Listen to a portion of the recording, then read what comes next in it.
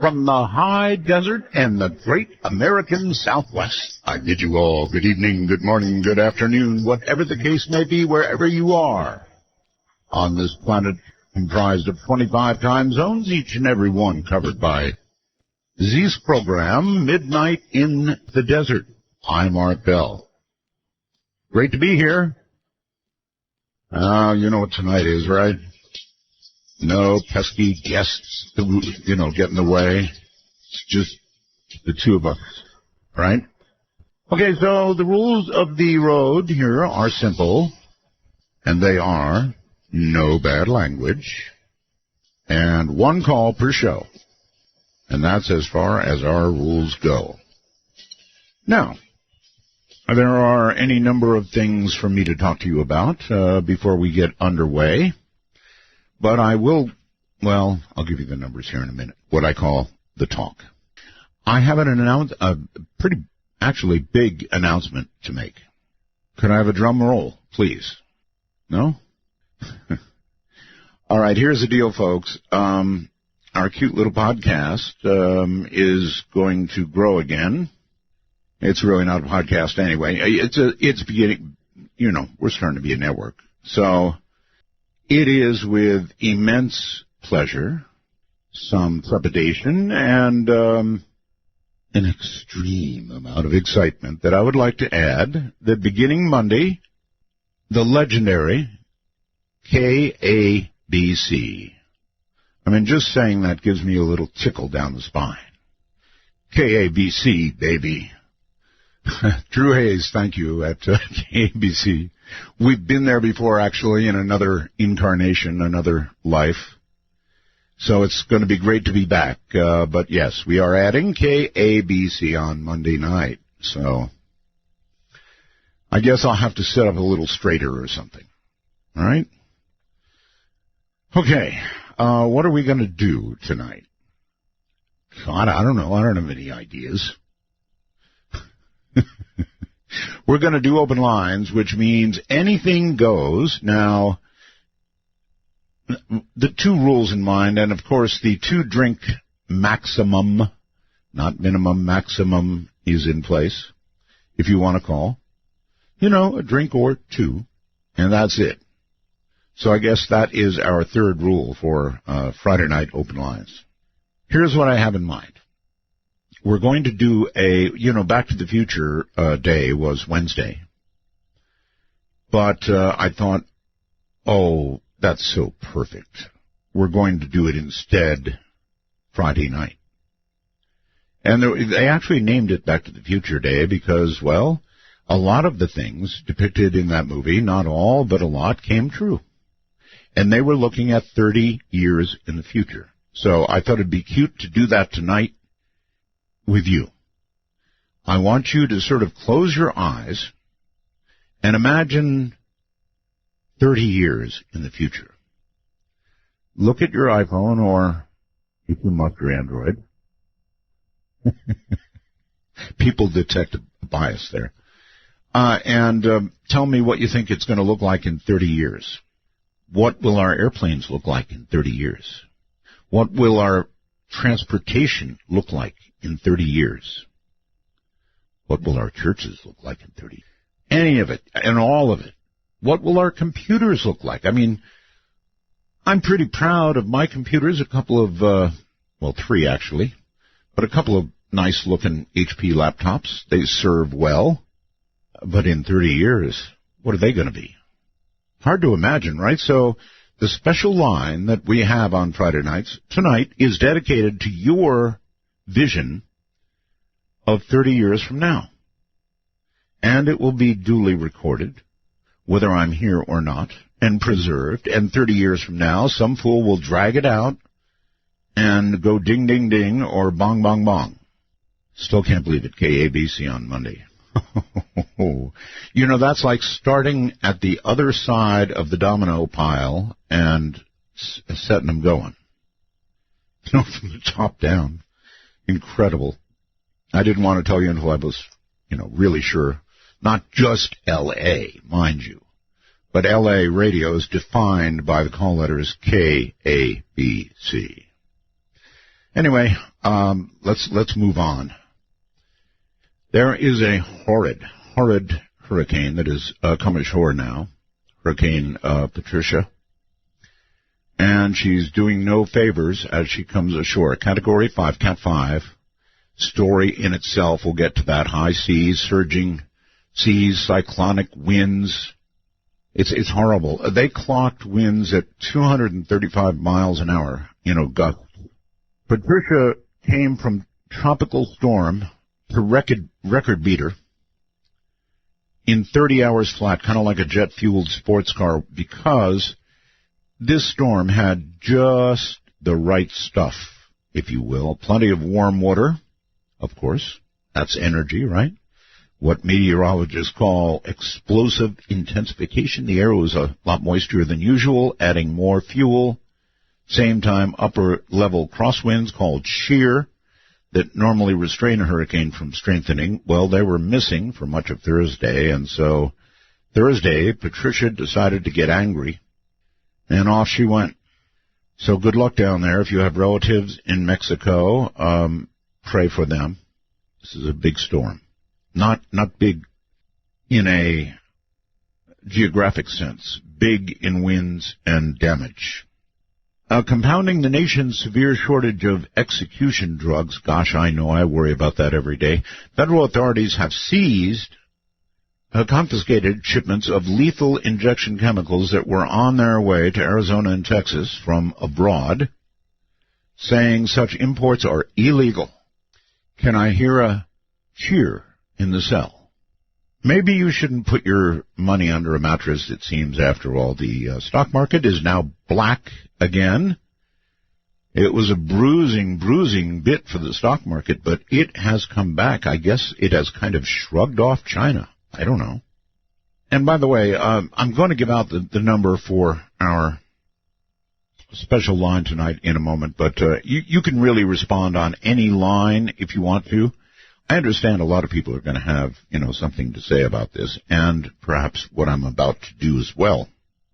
Scientists now have begun pointing a cluster of radio dishes at a mysterious star that some astronomers, as you know, believe could harbor an alien megastructure. The search for extraterrestrial intelligence focused the Allen Telescope array, all of them, located in Northern California, on star KABC 8462852 on Friday. Seth Shostak told everybody to drop whatever they were doing and do nothing but listen. This could be it. And it brings up another question that I want to ask you about tonight and talk to you a little bit about. And that is, this is arguably, I think, the most exciting development in my lifetime. If it comes true, it's going to be the biggest story, as Michio said, in 500 years, right? 500 years. That would be a big story. I don't know where he came up with that. Anybody know what happened 500 years ago that would be greater than the discovery of an alien race? Anyway, I was wondering about all this, and if it may well turn out to be nothing. You never know. If it did turn out to be nothing, would you be happy or would you be sad? I think it's as interesting to ask about the negative as the positive, if you want to think of it as a positive. And, there's a lot of argument there.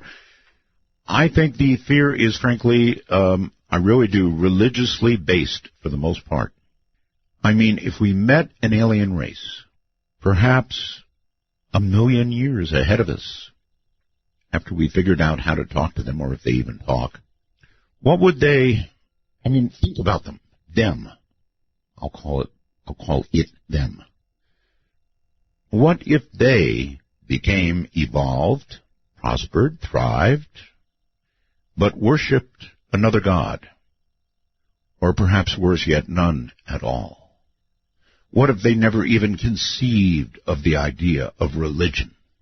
Well, then we'd need to get to light speed quickly, right? So that all of the churches could begin sending representatives to knock on the little alien doors up there and tell them all about what they need to believe in. But if, in fact, as I said, if this alien race became evolved, prospered, thriving, and they either worshipped another or none at all, what would this say? And I think that's where the fear is coming from. I don't know that for sure. I'm not a particularly religious guy. I kind of believe in God. No, let me rephrase that. I kind of hope in God. I really hope. At my age, you have to be very hopeful about these things, right? So I'm hopeful, but I don't know. And if we did connect with another alien race and they just didn't even sort of register the concept of religion, this would be very, very upsetting for a lot of people. Why? Well, because, as we all know or have been told, there is only one God, right? So if there's only one God, then he'd have to be of service, well, even 1,500 light years away. And if he wasn't, and if they've never heard of him, if his son never visited, I think that would threaten a lot of people. Okay. One more thing, and then we'll do a break, and then we'll go to open lines. It's just the two of us for whatever you want to do. I do want to know about 30 years from now, though. So 2 more things to do. One is the Halloween show. There's a great brouhaha going on about what to call it. The main contender right now seems to be Midnight in the Graveyard. And, that's pretty good. Midnight in the Graveyard. I like it. Now, if I was doing a remote from a graveyard, it might be more appropriate. But I don't think I'd do that, though. Vic,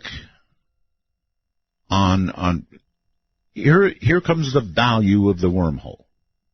Vic has wormholed me a name that I think I like better. It's so simple and so appropriate.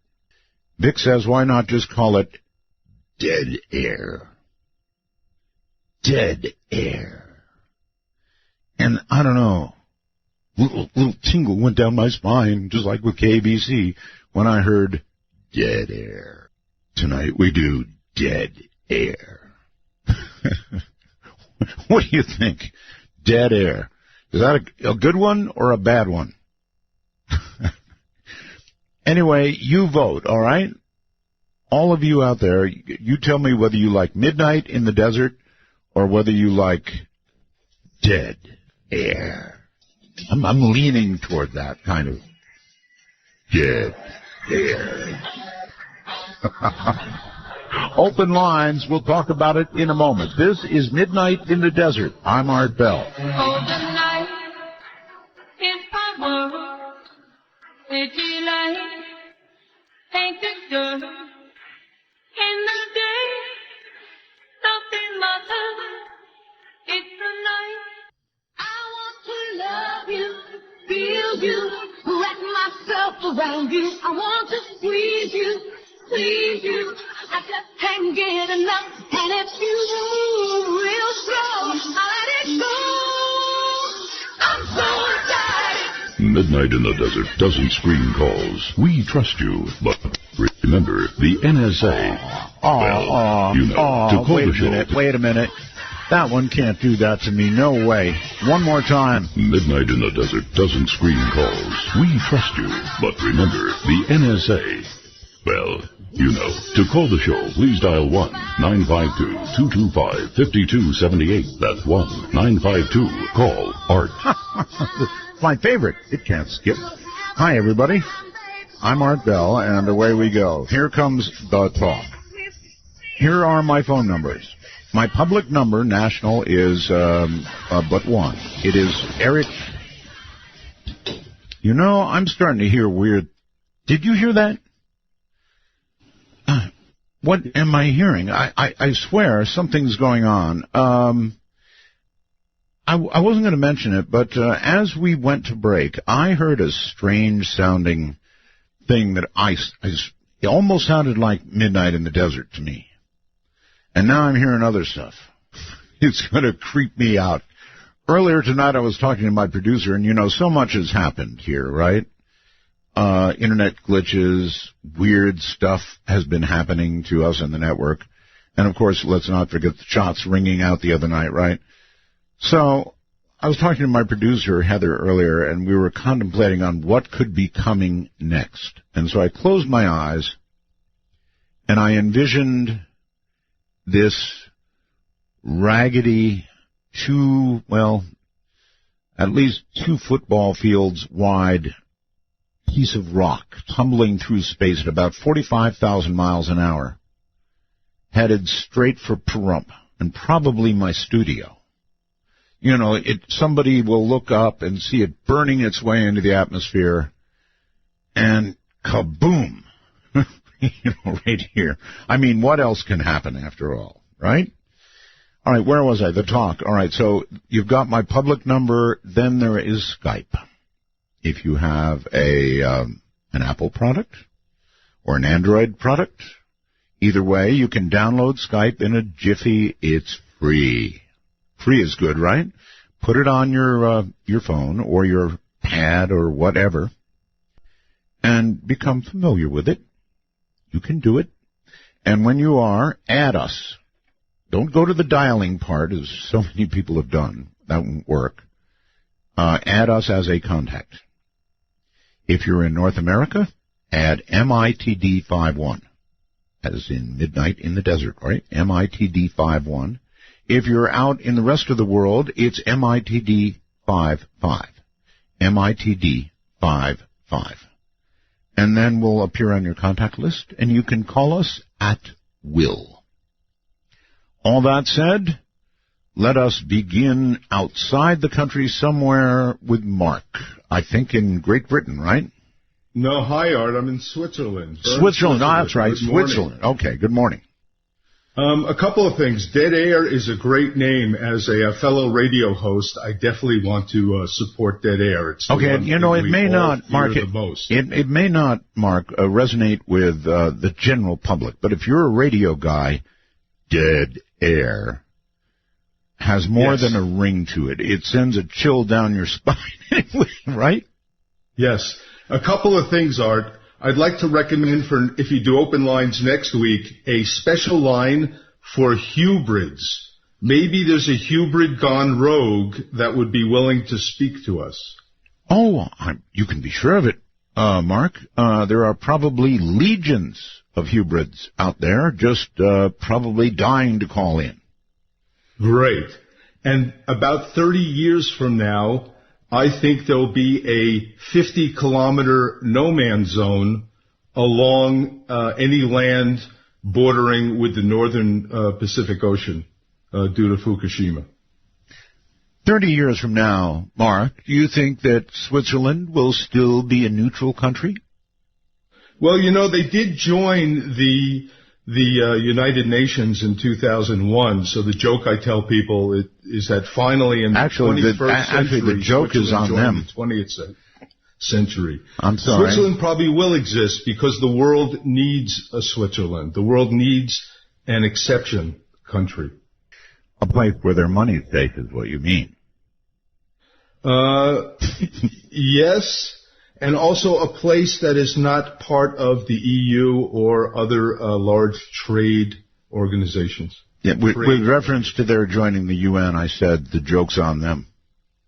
Ha ha ha. Very good. Art, I wish you safety and all good things, and I hope weeks to come are much calmer than the one you've experienced. I'm telling you, brother, the rock is out there tumbling away at about 45,000 miles an hour. Yep. So people, I wish you well, Art. Thank you, Mark. All the way from Switzerland. Well, so there you have it. I think I'm right.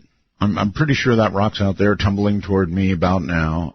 Many of you will view it only as a sort of red-orange glow as it streaks across whatever territory it's got to get to crash into my studio.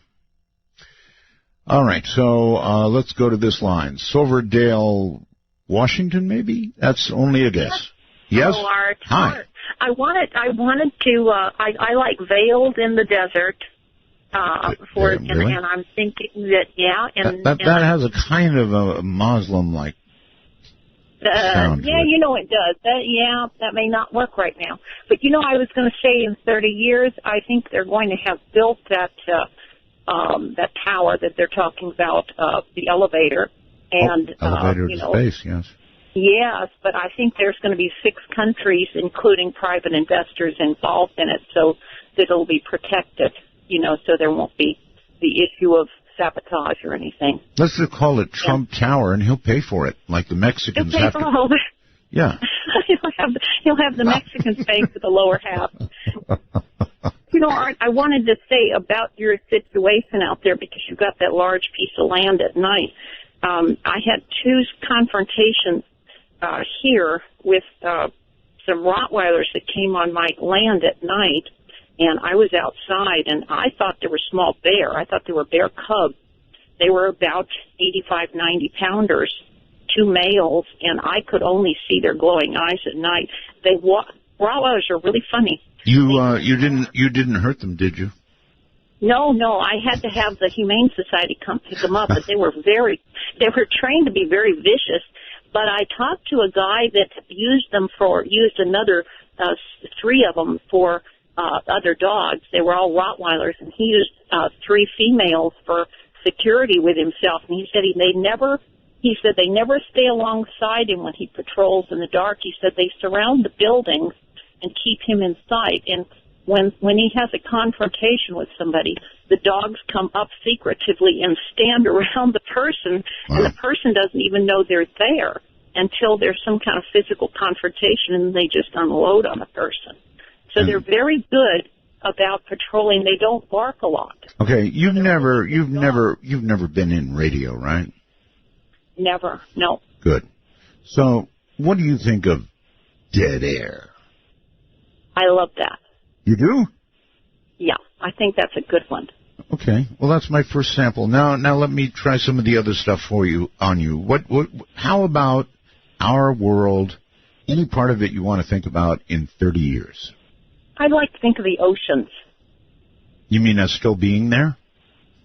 Oh, yes. The health of the oceans, I think, will eventually recover, but within 30 years, I think we're going to have explored and make much more use of the oceans, but I think we'll understand them a lot more. Well, probably we have a better chance of meeting aliens under the ocean than we do in space. That's very likely. All right. Well, listen. Why are we seeing so many lights under the ocean for many years? People have been reporting that all over the world. Because they have to be able to see where they're going. Might be it too. Thank you for the call. Thank you, Art. See you later. It is true, though. We are more likely to meet them under the ocean, right? Oh, I know what I forgot. I forgot the special lines. If you would like to predict for 30 years in the future, the number to call. Are you ready? Area code 575-208-7787. And when you call that number, do you know where you're being routed? That number is in Roswell, New Mexico. That's all I'll say. It's in Roswell, New Mexico. So when you come through that line, know where you're going. And if you're a first-time caller to the show, the number is area code 775-285-5800. I thought I was done with east of the Rockies, west of the Rockies, on the Rockies, actually, all those different lines. But, and I started out that way with one line. But then I thought, I need a special line, of course, because I do this every Friday. And then I thought, what the hell? First-time caller line, why not? So now I don't have any lines left. 1, 2, 6 lines, and they're all going strong. Hi there, you're on the air, on Skype. Me? You! Somebody named Garrett, actually. Garrett. I'm 8. You're 8? Yeah. You're the same age as my daughter. So you're in the... Take your place. You get hurt by the little things I say. I can set smile back on your face. Hi, I'm Asia Bell, and it's very late, so I'm sleeping now. But you're awake, so call my daddy because he's awake too. The number is 1-952-225-5278. That's 1952. Call Art. That's my daughter, and she may be running this show by 30 years from now. Who knows? Let us go back, shall we, to what I actually did was called blowing a break completely. Didn't even see the bottom of the hour coming. I was busy talking, what we do on here, talk show, right? And I had a particularly engaging caller who had all of my attention. And, Garrett, you're back on the air again, and you are how old? You're 8 years old. And so that puts you, Garrett, in about the 3rd grade, I bet, huh? Yeah, didn't I mention I was homeschooled? Well, if you weren't homeschooled, that would put you in the 3rd grade. How about that? I'm already in the 3rd grade, but I'm trying to get up to, well, you could say 5th grade. 5th grade. In other words, your homeschool accelerated. Yeah, I don't really do much tests, but I do. Random question. You live in Nevada, right? I do.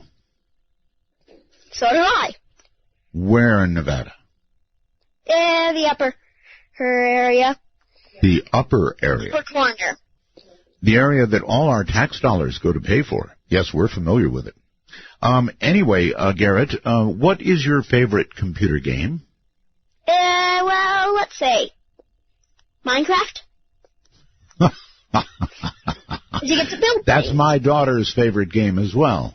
She spends on my phone. She spends absolutely endless hours playing with Minecraft. I'll tell you what, make you a deal. If you can get hold of us privately, Garrett, we will give you my daughter's special Minecraft password, and maybe the two of you can play online. Oh, bad news is You're not hooked up. my computer's broken. It's broken? Yeah, I had an incident when my grandparents were here, although my What do you was here. What do you call an incident? Dropping it. You dropped your computer? Lucky me, it still kind of works. Except the thing that you put a disc in for a movie won't come out. Yeah, kind of like my computer. They have their problems. Well, Garrett, it has been a pleasure having you call. I tell people, that people listen from 8 to 80, and you just proved it. Okay, take care, buddy. See you. See you later. Minecraft. Yep. Minecraft has got to be the probably premier game that somebody at 8 goes for. My daughter spends enormous amount of time. Just an enormous amount of time playing Minecraft. It's a very interesting game that allows you to assemble things, castles, and you name it. You can make it, airplanes, it doesn't matter. Okay, onward. Let's go back to the phones, and I probably think Oakland. Oakland? Yes. There you are. Hello. Dave in Indianapolis, do you hear me? Indianapolis? Yes, I'm not sure where you got Oakland, but I'm Dave. It just goes to show you that caller ID is far from perfect. Oh, okay. I kind of wondered how you knew everybody's name and location, but anyway, I called about a couple of things. First of all, I wanted to just maybe guess that the 500 years ago thing had to be the discovery of the New World by the Europeans.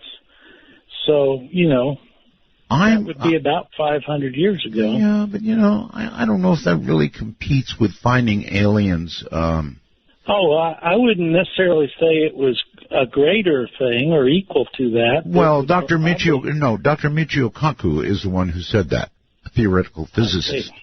He said it would be the biggest discovery and biggest story in 500 years. Yeah. Well, maybe about 100 years ago, that was when they figured out that we are just one galaxy out of many billions. They used to believe those were all stars out there, and then they, about 100 years ago, figured out it was galaxies. But that's not what I call it. First of all, I just wanted to tell you how glad I was to hear that you would welcome good evidence for the existence of God. I kind of find very few truly inquisitive agnostics, and that sounds like what you are, and I want to congratulate you for Really? I didn't think there were congratulations for that. I am an inquisitive agnostic. That's a fair description. I have hopes. You know, that's not the same as having faith. I have hopes, high hopes. Absolutely, and faith is something that, you know, all of us, we don't know with certainty. Even the strongest believer has to admit that it's not a certainty. All right. You're a good test case then, sir. You're a good test case. Would you say you have faith? Yes. Okay. All right. Wait. If we discovered an alien race and we began a dialogue with them and we found out, well, they probably are a million years ahead of us, but, you know, they too came from probably, you know, a mud puddle and a lightning strike, whatever. Anyway, they evolved, they prospered, they thrived, but they don't know anything about God. How would that strike you? It would probably destroy my faith in the God of the Bible, especially if they said, here's how we created you guys. We know how life is formed from non-life, and here's how we did it. Something like that. That would destroy my faith. But I would ask you the other question. Okay. All right. I was on with Seth Shostak, and we talked about this a little bit. At some point, absence of evidence is evidence of absence. Yeah. At least likely evidence of absence. I have to agree with that, yes. Okay, thank you. And in 50 years, they've had absence of evidence. I would just challenge you, Art, before your time on Earth is done, you should make a call on whether it really should be considered to be evidence of absence. Brother, if I could have made that call, brother, I would have made it already. So, thank you. It's a good question. It really is. And I would love to be able to make that call, but I can't any more than, well, I mean, you can. You have faith. But I can't make that call. I'm hopeful. The only way I can put it is I am hopeful. I hope there is a God. And if there isn't, I sure hope there isn't a devil. Right? That's kind of in a song somewhere, isn't it? Hello there. On our first-time caller line, you're on the air. Hello, Art. This is Frank from Tennessee. I want to tell you this story right here. I was going to send you an email for your whatever you're going to call it, dead air, spooky matter, or whatever you was going to call it this year. All right, back away just a tiny bit from the phone. You're blasting away. Can you hear me good now? Better, yes. Thank you. Yes. Okay. I have a story about a stick-riding witch there from the late 90s that I thought that might interest you there. Okay. A little background first. There was I played college football in the South, and at that time, and I was out of state there where I played football at. Yes. And a teammate of mine invited me and another player who was out of state to his parents' house on a Sunday for some pizza and to watch some NFL games. And, the guy there from that state told us that about 3 miles from his house there was a place where on the road there was a lot of weird activity happened right there. What do you mean by weird? That's all he said at the time. All he said was weird activity. You know, we were sort of into, haunted places at that time. We'd go around. I heard that. You almost said satanic stuff. No. That almost came out. No. Anyway, weird stuff. Okay, weird. Yeah, we're in we decided to go there later that night. It was probably 9:30 at night, and there's very few people out on this road. It's a cold country road, 2-lane road, and we got in his SUV and we turned on that road and we parked the SUV, turned it off, and you're supposed to, you always hear this stuff, you knock on the window and you say something. I don't know what was knocked on the window. He knocked on the window like 3 times, and all of a sudden this cloud appeared in front of our, right in front of the SUV. And this witch, that's the only thing I can come up with. It was the most grotesque thing you ever seen, Art. It come down from the clouds right in front of our SUV. You were moving at the time, right? No. We've already parked. Okay. We parked. Okay. And he knocked the driver, which was the guy that knew the place. He knocked on done the thing. He knew all the games or whatever it was. I don't know how he done it. He knocked on the window and this thing come down, which the only thing I can explain is that it was a woman, and she was the most grotesque thing. That's the only thing I can compare it to for my own personal thing. And she was riding a stick, no broom. I couldn't tell if it was a broom. It looked like a stick. Come down from the clouds in front of her SUV. Once she got on the front of the SUV, she jumped on the hood, looked in the window at us, and just like she was smelling us, breathing and smelling us. Okay, I was yelling. I was like, lock your doors. Let's get out of here. I was the only one. I had a knife in my hand, but that knife would have been useless against something like this, Art. And whatever the woman she got, she jumped off the car. We couldn't start the car, and the car wouldn't start. And she got over there at the driver's side door, tried to unlock it. She couldn't unlock it, and she tried to get to the rear passenger door and couldn't unlock it. And I was on the other side, so she walked around, and she sort of, Sir, do you believe in God? Sir, what? Do you believe in God? Well, at this time there, I was not a believer in God at this time there, Art. Well, now. I'll put it that way. Now. I am now, yes, sir. All right, yes, now. Sir. You swear to God this is true. I swear to God this is true. And you know what? You could find if these 2 people are still alive. One of them's from Florida. One of them, I'm not going to say where I went to school at because it might give away where I'm at. It might. And I have a job there and this is such a crazy story. I wouldn't want to lose my job. I make pretty good money, Art. So I don't excuse the pun. This story is nothing to shake a stick at.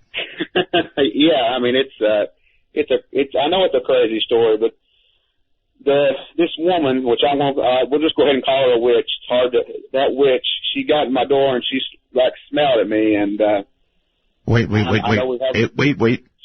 Did you say she got to your door or in your door? She got to my door. My door was locked, and she got to my door, right in front of my door, probably 3 feet away. Uh-huh. She walked over there, and she done that smelling again with her nose, smelling at me and like breathing hard. And yeah. And and this woman. And then what happened to her? Did she just vaporize? The story keeps on. The only thing I could think to at the time, this woman, she said she's going to. I'll clean it. I'll clean it up. I know we're on radio. She told me she was going to have sex with me there, Lark. Really? Yeah, and that's what she said. I was the biggest guy there. I started right tackle. And how old were you again? I'm sorry, at the time. At the time, I was, let's see here, I was 19 years old at the time. 19, boy, that's an interesting age hormonally, a very interesting age. So did you give it excuse me, sir, did you give it due consideration? Well, no. It was way too grotesque. It was the most disgusting thing you could ever look at. I mean. All right, I've got it. And so I picture her face. Okay, so you said no. Well, the only thing I could think to. You didn't say no? I was a Christian. I was not a Christian at the time or nothing. The only thing I could think of. All right, sir. Really, I read a little bit. Our time is up. Our time is up. If you have a punchline here, and if you're kidding, now's the time to say it. Well, I I had protected. I asked for protection through the blood of the Lord Jesus Christ around the car, and she never could penetrate it. We got away, and we got away, and the car started again. After that, she could not finish. She got come within 2 feet. Yeah. And we was driving. The car started and she followed us with her stick for like a mile down the road, and finally just disappeared in the cloud. Oh my God! All right, thank you very much for the call. And I really, during this last newscast, just prior to or following the break that I blew, I heard about this asteroid hurtling toward Earth. Now, it's not going to hit Earth, so rest easy, but it's hurtling this way, and the way things are going, I'm sure something will bump into it, alter its trajectory just a little bit, and she's coming straight for Pahrump. I just know it. Hi there, Sean, on Skype. You're on the air. Hello? Sean? Sean. Are you there? Last chance. Hello? Sean? My goodness, guy, you're calling a radio program, so you got to be ready. Yes, sir. I'm a little nervous. A little nervous? Yeah, I'm with my brother, Sean. Beside me, my name's Ryan. Ryan, okay. Yeah, and I'm calling in Calgary, Alberta. Okay, you're kind of in and out on us a little bit there. I'm not sure what's going on. Is that... No, that wasn't better at all. That was like something blew up in my ear when you did that. What? Just get close to the mic and fire away. I'm getting pretty close to my mic. Is that better? No, it's kind of not. But anyway, go ahead. What's up? Okay, well, it was either last week or the other week. A caller called in to ask you about how many people listened into your program. Oh, yes. And you denied any knowledge about you denied knowing the actual numbers. And I just wanted to let you know that, I'm one of the skeptics out there who doesn't believe you. Doesn't believe me about not knowing the numbers? Yeah. I mean, you're pretty familiar with radio. Dude, I told him, and I'm going to tell you, it's complicated. Like on Facebook with your relationship, it's complicated. Yeah. It's really complicated. There are radio stations out there. By the way, the next one will be KABC in Los Angeles. Anyway, it is really, honestly, it's complicated because we've got people that listen live, of course, like yourself right now, to the stream. Then we've got radio stations out there, like 40 or 50 now, whatever it is, and more coming all the time, and we have no way of knowing, short of when they do surveys of what their listening audience is. I couldn't give you a number. I wouldn't lie to you. So it's a number that you want to know too, though, right? Of course I want to know. Okay. So if you did have it, you would tell us. Yes, absolutely. Okay, that's what I wanted to know, I guess. Okay. It's easier when you do a show like this or any show to tell the truth. I'm Art Bell, and this is Midnight in the Desert. God, I love dead air. What do you think? Where are those happy days? They seem so hard to find. I tried to reach for you, but you have closed your mind. Out of those teardrops, heartache, teardrops, all the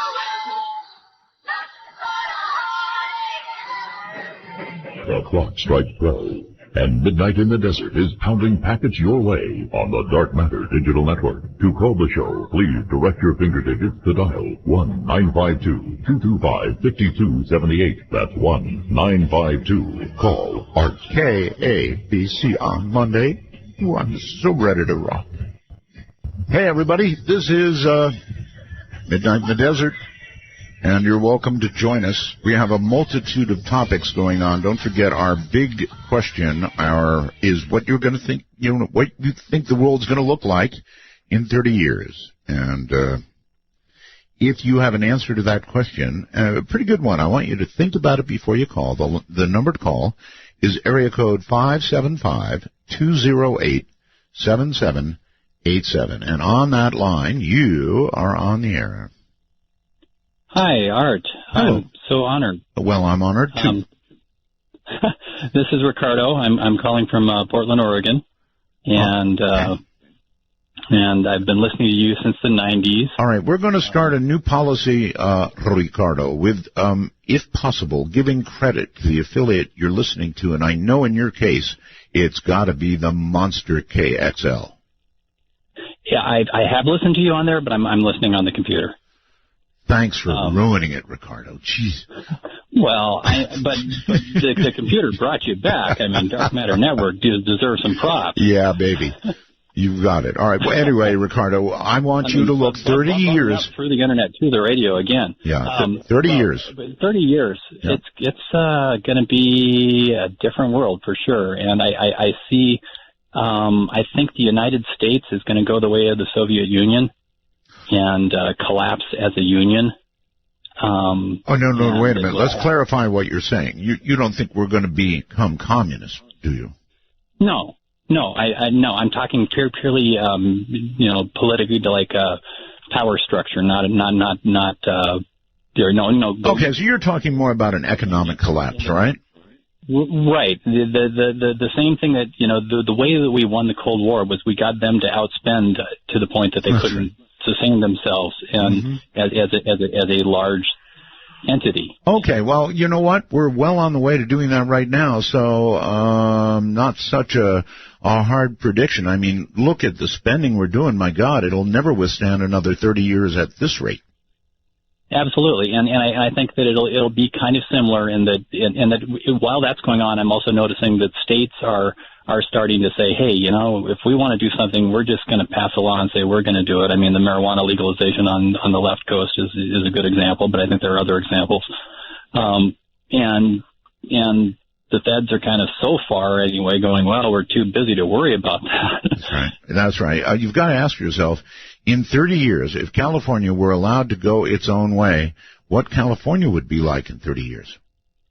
Exactly. And then I just see the red state, blue state thing just getting bigger and bigger, and the cultural divides. I mean, up here in the Northwest, I mean, the Eastern Washington and Western Washington are like two different planets, and I just see a lot of fracturing. And with the way our economy is going, we're going to have a higher and higher corporate feudalism, where what company you belong to will be more important for a lot of people than what country they supposedly live in, or church they go to.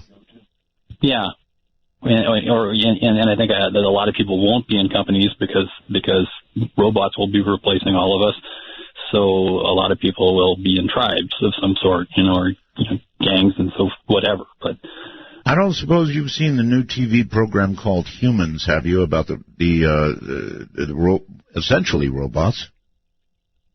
No, I didn't know there was one. I'll look into that. I don't have regular TV. All right. But the other thing that I think is that, though, at the same time, the Moore's Law is not going to go away completely, though people are starting to say we've reached the end of it. I don't think we've reached the end of it. And I think that within 30 years there will be, microchip computers that can be implanted in your brains, and everyone will be using those instead of cell phones. And so everyone will be online all the time. Okay. Thank you very much for the call. I don't like the sound of that. I don't want a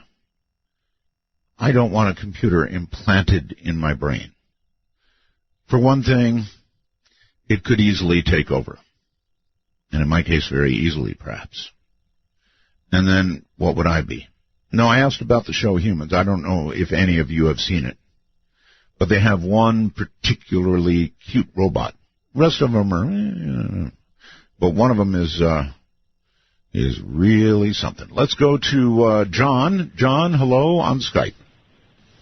Hello, Art. This is my second phone call to you. I called the first time when the young woman from the Satanic Church was on, and that was very interesting. Yes, show. The high priestess, as it were, of the Satanic Church. That was quite a program, actually. Yeah, it was very interesting. I was impressed with her elucidation of the entire satanic experience. Yeah, she was charming. She was very interesting. In 30 years, I've been hearing all of these predictions about the end coming, Jade Helm and all this stuff, bombarded with it over the summer, and I keep coming back to this old poem, and I don't know who wrote the poem, but it just keeps running through my head. Well, before you get to that, Jade Helmser is not the end. It is but only the beginning. Oh, okay. Well, I'm glad you straightened. Thank you for that, Art. I appreciate it. You got me straightened out on that now. What I was going to say about the poem is it refrains many times by saying, this is the way the world ends. And then at the end of it, it says, not with a bang, but with a whimper. And I don't know that the world is going to be ending.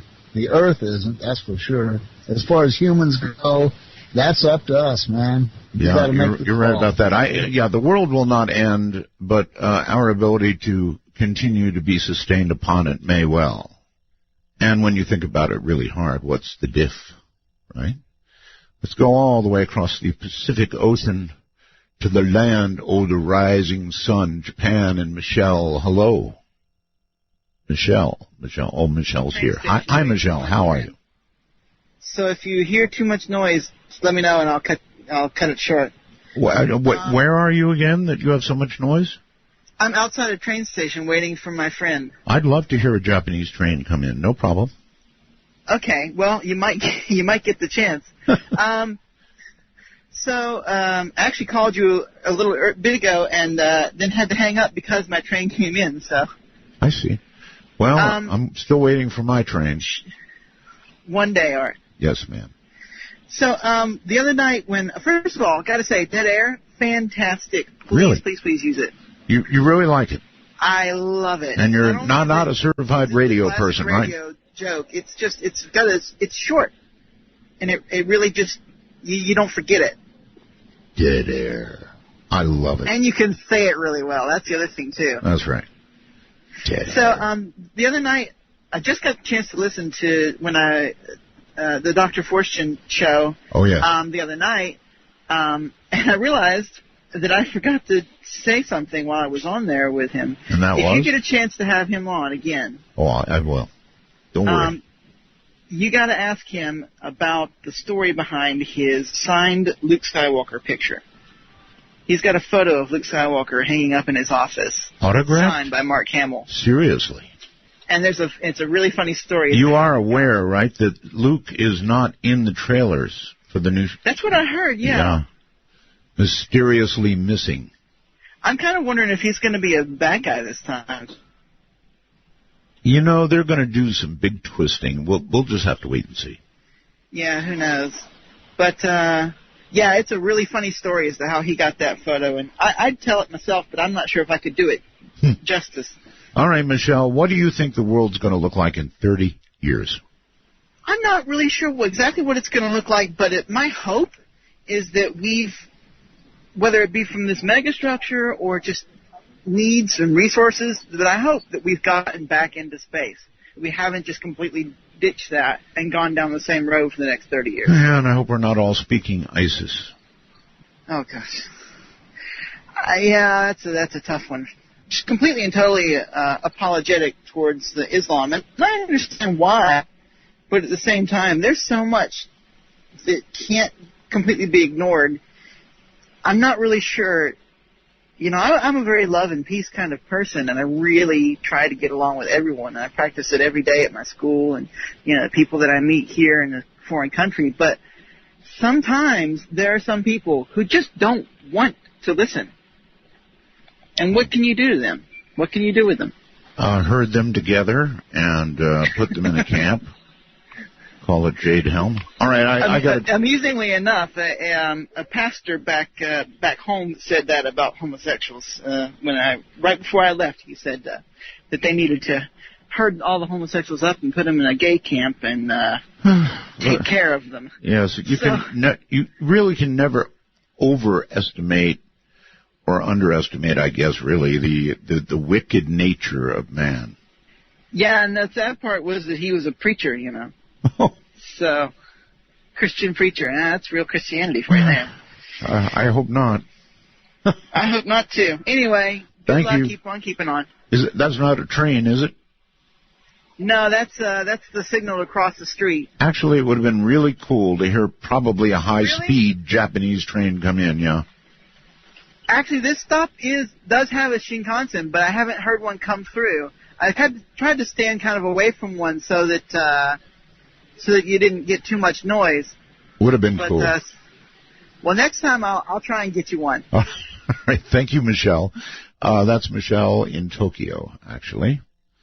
And here's somebody who calls himself Vidiot. Seriously? Yeah, can you hear me? I hear you. Oh, great. It's good to be talking to you. I've been a listener for a long time. Well, good, I guess, even though we've been here since, July, this incarnation. Yeah, I'm talking about the old show. The old show. Yeah. Right, I think we're beginning to get their attention over there. I wanted to talk about 30 years in the future. Okay, good. Forward thinking. Yeah, the last caller that talked about corporate feudalism, I never heard that term, and that kind of rang with me. I think that's where we're headed, is that the future is about more corporations than government, and the power that we have in our society is shifting. And, I don't see a good future for the United States. I think that... So maybe in 30 years the Rose Garden will be outside Apple. Well, that's another thing. The tech companies, they think they're going to solve all our problems, and they're not. We're going to solve all our problems. And that's how I think the rest of us need to view it, is if we want to change the outcome in 30 years from what it is now, we need to pull together and start to unify and not fractionalize like we are. So, we have a chance to change the future right now and make 30 years from now a lot better than it is right now. That's good, clear thinking.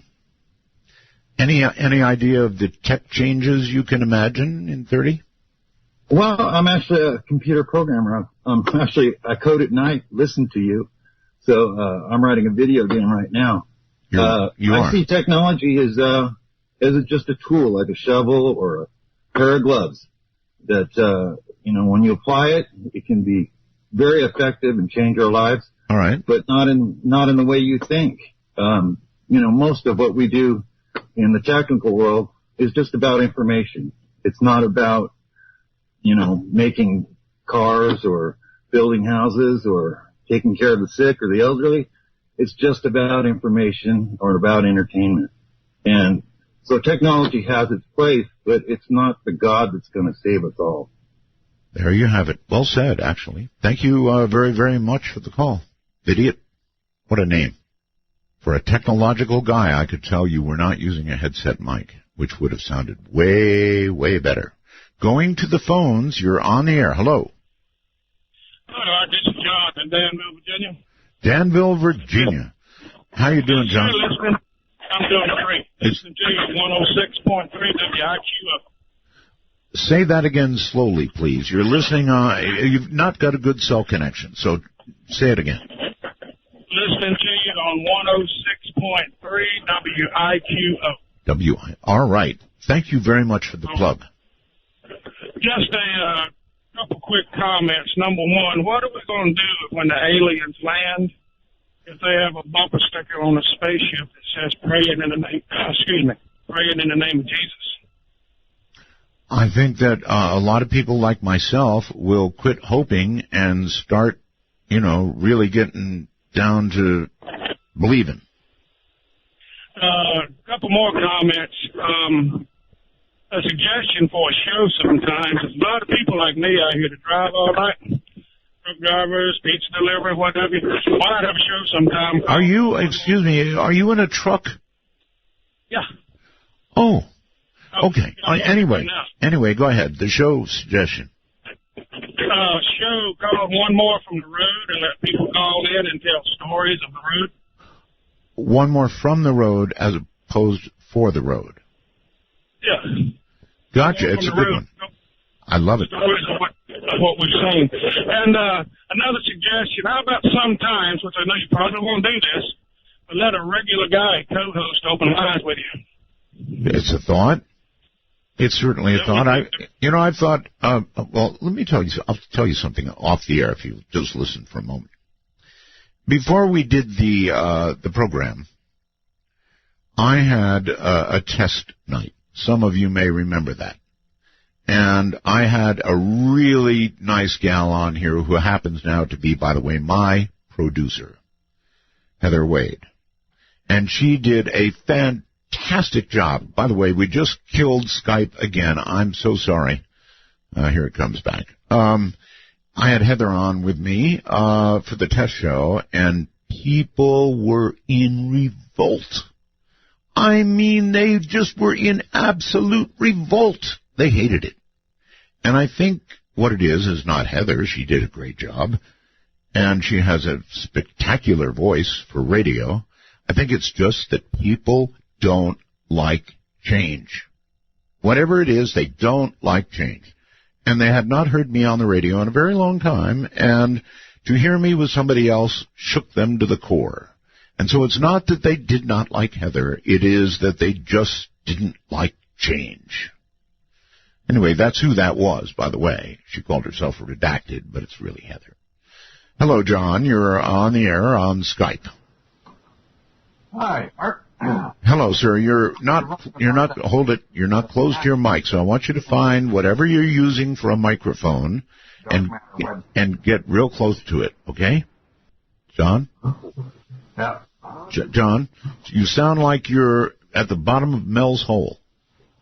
Well, sorry about that. No, don't be sorry. What, John. What are you on, a computer? Yeah. Okay. On your computer, there's a little hole there, if it's a portable, right? Where the microphone is. Yeah. Get real close to that and talk to me. Oh. Okay. Look for the little hole. That any better? Oh, John, it's so much better. Okay. Well, like I started to say, I hope you're wrong about that asteroid hitting Pahrump.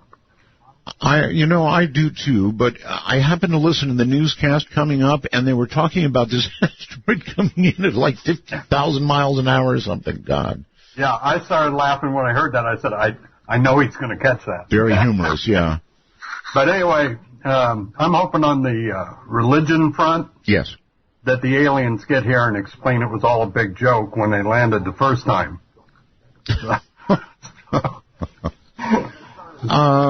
So anyway, John, if they get here and they don't know a darn thing about religion, never heard of God, what do you think that would do to people? Well, I think people will get over it. I mean, you stop and think about it. We could be a lot better off had we never fallen for this. I mean, you think of all the energy we've spent fighting each other about you're wrong, I'm right, you're wrong, I'm right. Right. It's crazy.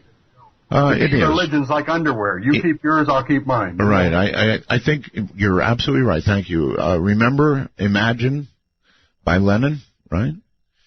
Imagine a world with no religion. Might be a better place. I know that offends a lot of people to think about, but most of our wars, well, frankly, they're about religion, right? Most of those who go to war or take up terrorism as an active hobby, they all hold out their God in front of them as they do what they're going to do, or as they push the red button that they've been holding, or as you get the idea, do whatever. On the first-time caller line, you have achieved the air. Hello. Hello, are you there? I certainly am. Mostly. Hey, Art. My name is Eric. I'm calling from North Carolina, and I wondered if you knew the information about Apophis. About what? Apophis, the asteroid? Oh, yes, I'm hearing about it. The one that's going to make the close pass?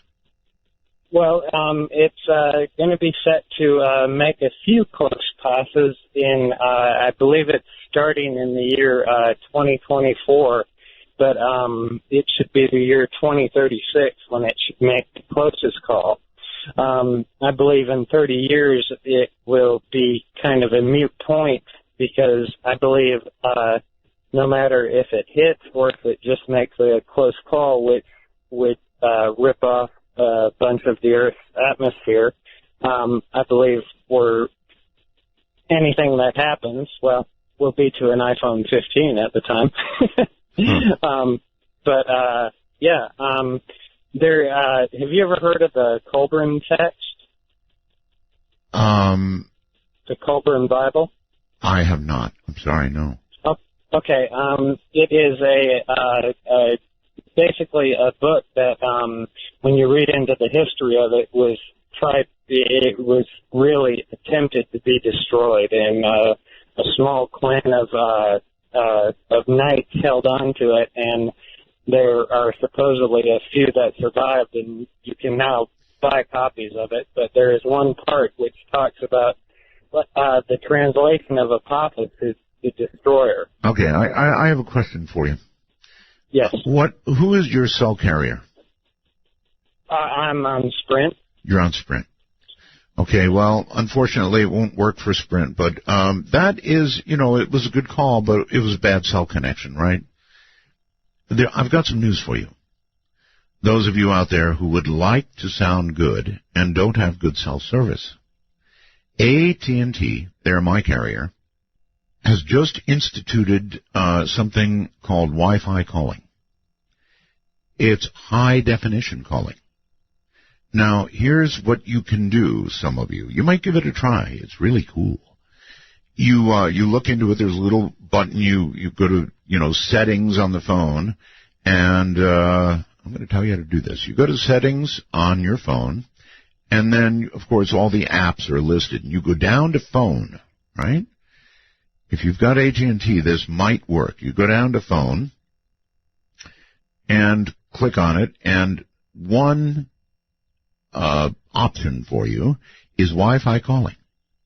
And when you turn it on, it will ask you a couple of questions, and then presumably switch you over to Wi-Fi calling. Now, that means you're going to use the Internet in your house to access AT&T.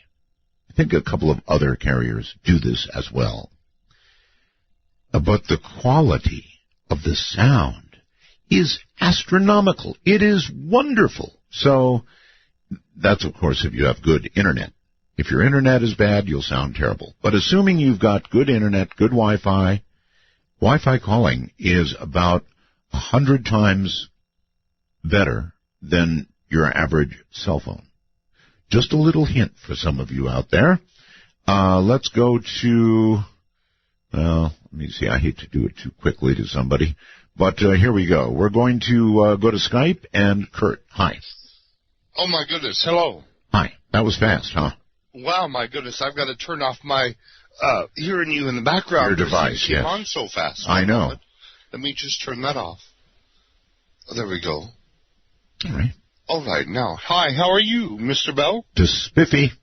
Hey, I was thinking about, okay, so if I'm in San Diego, California. Yes. And I'm trying to get a hold of somebody in New York, Yes. and how long would it take for me to get there physically, but I can hear them instantly on the phone? Why wouldn't that be any different than somebody in a planet 1,500 miles away, 1,500 light years away? It takes how many? What? No, wait a minute. Okay. Let's begin at the beginning. Yes. You're talking about San Diego and New York, and you're also talking about the speed of light, because that's essentially pretty close to how fast you're going. Right. Now, to go to somebody 1,500 light years away, right, at the speed of light, about the same speed you're talking now, would take 1,500 years, yes? Well, but yes, why can I speak with somebody in New York instant and it be well, because of this away? guy named Einstein who thought about this speed of light thing. And so at the speed of light, same speed you're talking now, it would take 1,500 years for your voice to get to the megastructures. I don't believe that. I think that we're all in the same thought process.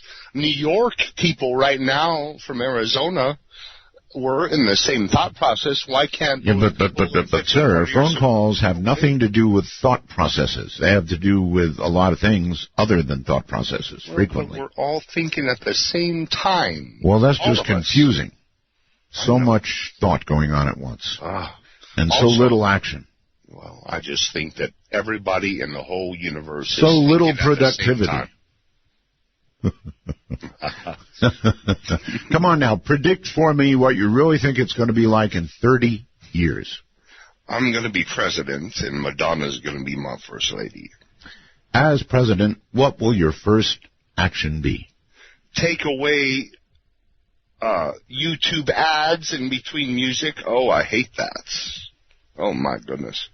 That'll be the first executive order, no more YouTube ads. Well, something has to pay for the music, sir. Oh, please. Everything's going to be free in 30 years. You don't have to pay for nothing. Oh, now I'm going to be the one to say, oh, please, everything's going to be free in 30 years. You don't really believe that, do you? Jesus wants everything free. Why you have to pay for anything? The sun free, solar energy, even APS and SRP and Phoenix Electric Company found out about solar. They're trying to charge people that are putting solar panels on the roof. Going to try to charge them for free sun. It's a shame. Everything going to be free. No, wait. All right. How can your electric company charge you for putting a solar panel on your roof? They do, APS and SRP. You look up Phoenix. They're trying so hard. Everybody trying to fight for How can they do that? Isn't that pitiful? Isn't that pitiful? Charging for the sun. They're trying to. Oh, no, they can't do that. They're trying. They can't do that. And what are they calling it? This I don't know. Fee, this tax, this... You can't get free electricity. We have to get money from you. I don't know what they call it. That's what happened in Arizona right now. Damn it. All right. Well, I'm really upset to hear it. Well, good to talk to you, brother. I'm so glad you're back, brother. Thank you. Thank you for the call. And this, ladies and gentlemen, is why we do open line nights. So, stay right where you are. Midnight in the desert. I don't know. When KABC gets a whiff of this, we may not be on Monday. We'll be back. Some velvet morning when I'm straight. Well, here's a poke at you. You're gonna choke on it too. You're gonna lose that smile because of the wine. I can see for miles and miles. To initiate a dialogue sequence with Art Bell, please coordinate your phalanges and call 1-952-225-5278. That's 1-952-CALL-ART. Well, let's pay a little attention to the wormhole. I don't do enough of that, although it's just great things. People mishear things, I think. They really do. Let me start with, let's see. I have so many messages here. Where is the one I wanted? It was about oh, here it is. Joy W. in Santa Cruz says, Art, don't change it to Dead Air. No, that's lackluster. You have a theme song from Crystal. It fits your show perfectly. I love the name Midnight in the Desert. Please don't change it. Joy, I'm not going to change the name of the show to Dead Air. Besides, affiliates would hate that. Really, they would. We're talking about the Halloween show, Joy. Only one night. Halloween. Actually, the night before going into Halloween. Now, Joy, you might send me another, as soon as you're allowed, message indicating whether you like the name Dead Air for that show. Just one show, Joy, just one. And then this resonates with me. Tom in Laurel. Tom said, just saw the Martian movie and absolutely loved it. Teary-eyed throughout. I don't know about that. I wasn't teary-eyed. Anyway, he goes on, and the soundtrack reminded me of your show. They used your bumper music. And which reminded me of a comment made by another host who said they used his bumper music, and I thought, huh. And then I said, and then I answered the phone. Hello there, you're on the air. Hello, Mr. Bell. I was going to say, it sounds like the noise coming from that star. Welcome to the show, sir, wherever you are. Tim in Tennessee. Okay. All right, Mr. Bell, what about if we meet our first aliens, and he's holding a King James Bible. And we show them the King James Bible? No. He's standing there holding. Oh, holding the King James Bible. Well, yeah. I mean, that would do it. I absolutely would do it. The saucer lands, the little ramp comes down, the guy comes down holding the King James version. Sure. That would do it all right. How likely do you really think that would be? Well, I don't think we'll actually ever meet any aliens myself, but that was just something that popped in my head. Well, okay, if that popped in your head, that means you are a man of faith. And if that's the case, then I need to ask you the opposite question. If we do meet them, the unlikely scenario, I'm sure, in your head, that we do meet them, and they never heard of God or even the concept of religion, then how would that hit you? It probably shake me pretty hard. I was raised pretty hard in religion, but I don't really practice it, but I do believe. Okay, well, you have, thank you, proven my point absolutely in a stellar way. I think that if there is hesitation to release information about aliens, honest to goodness, folks, I'm getting kind of serious for a moment. I know it's Friday. And by the way, we for those of you new to the show, during the week we have guest after guest, very serious, very interesting guests. And Friday, I just sort of let my hair hang down, what little I have left, and we just have fun. But I think what you heard from this man and from a man earlier actually is quite serious stuff. If we were visited, if there was no sense of religion or God or anything else, it would impact a lot of people in a way that is so profound, it's difficult to articulate. And so if there is hesitation to release information about aliens, and if there is heavy reflection of the Brookings study before releasing information, now you know why. It's no joke. It's serious, serious stuff. I can't pronounce his name. Quinterly, is that Quinty? I can't pronounce it for me. Skype. Hello. Hello? Yes, your name. Oh? She hung up. Maybe it was just the fact that I said your name. I have to give my name. Oh, no. I'm hanging up. I tried, I couldn't get the spelling. I couldn't pronounce it. It was only her first name. Really nothing to worry about, frankly. My name. Oh, no. Hang up. Let's try another one. Lino, I believe it is. Lino or Lino? Yeah, you got it right the first time, Art. How you doing? Just fine. How are you? Man, I haven't spoken to you in over 20 years, buddy. Man, this is great. Yeah, that's it. Remind me. 20 years, huh? 1995, I think, was the last time I talked to you. Yeah. Okay. Well, welcome to the show. Yes, sir. Yeah, I got a prediction whether it might come through or not. Well, people have been talking about, they're already out there, especially in your neck of the woods. Maybe not so much, but these self-driving Google cars in California and Nevada. Yeah, I actually saw a demo of one the other day. The driver on the freeway let go of the wheel gingerly. He still had his hand like 6 inches at the most away, but by God, that thing went down the freeway straight and narrow. Holy smokes, wow. Anyway, my prediction is whether it comes through or not, maybe not necessarily in 30 years, maybe less.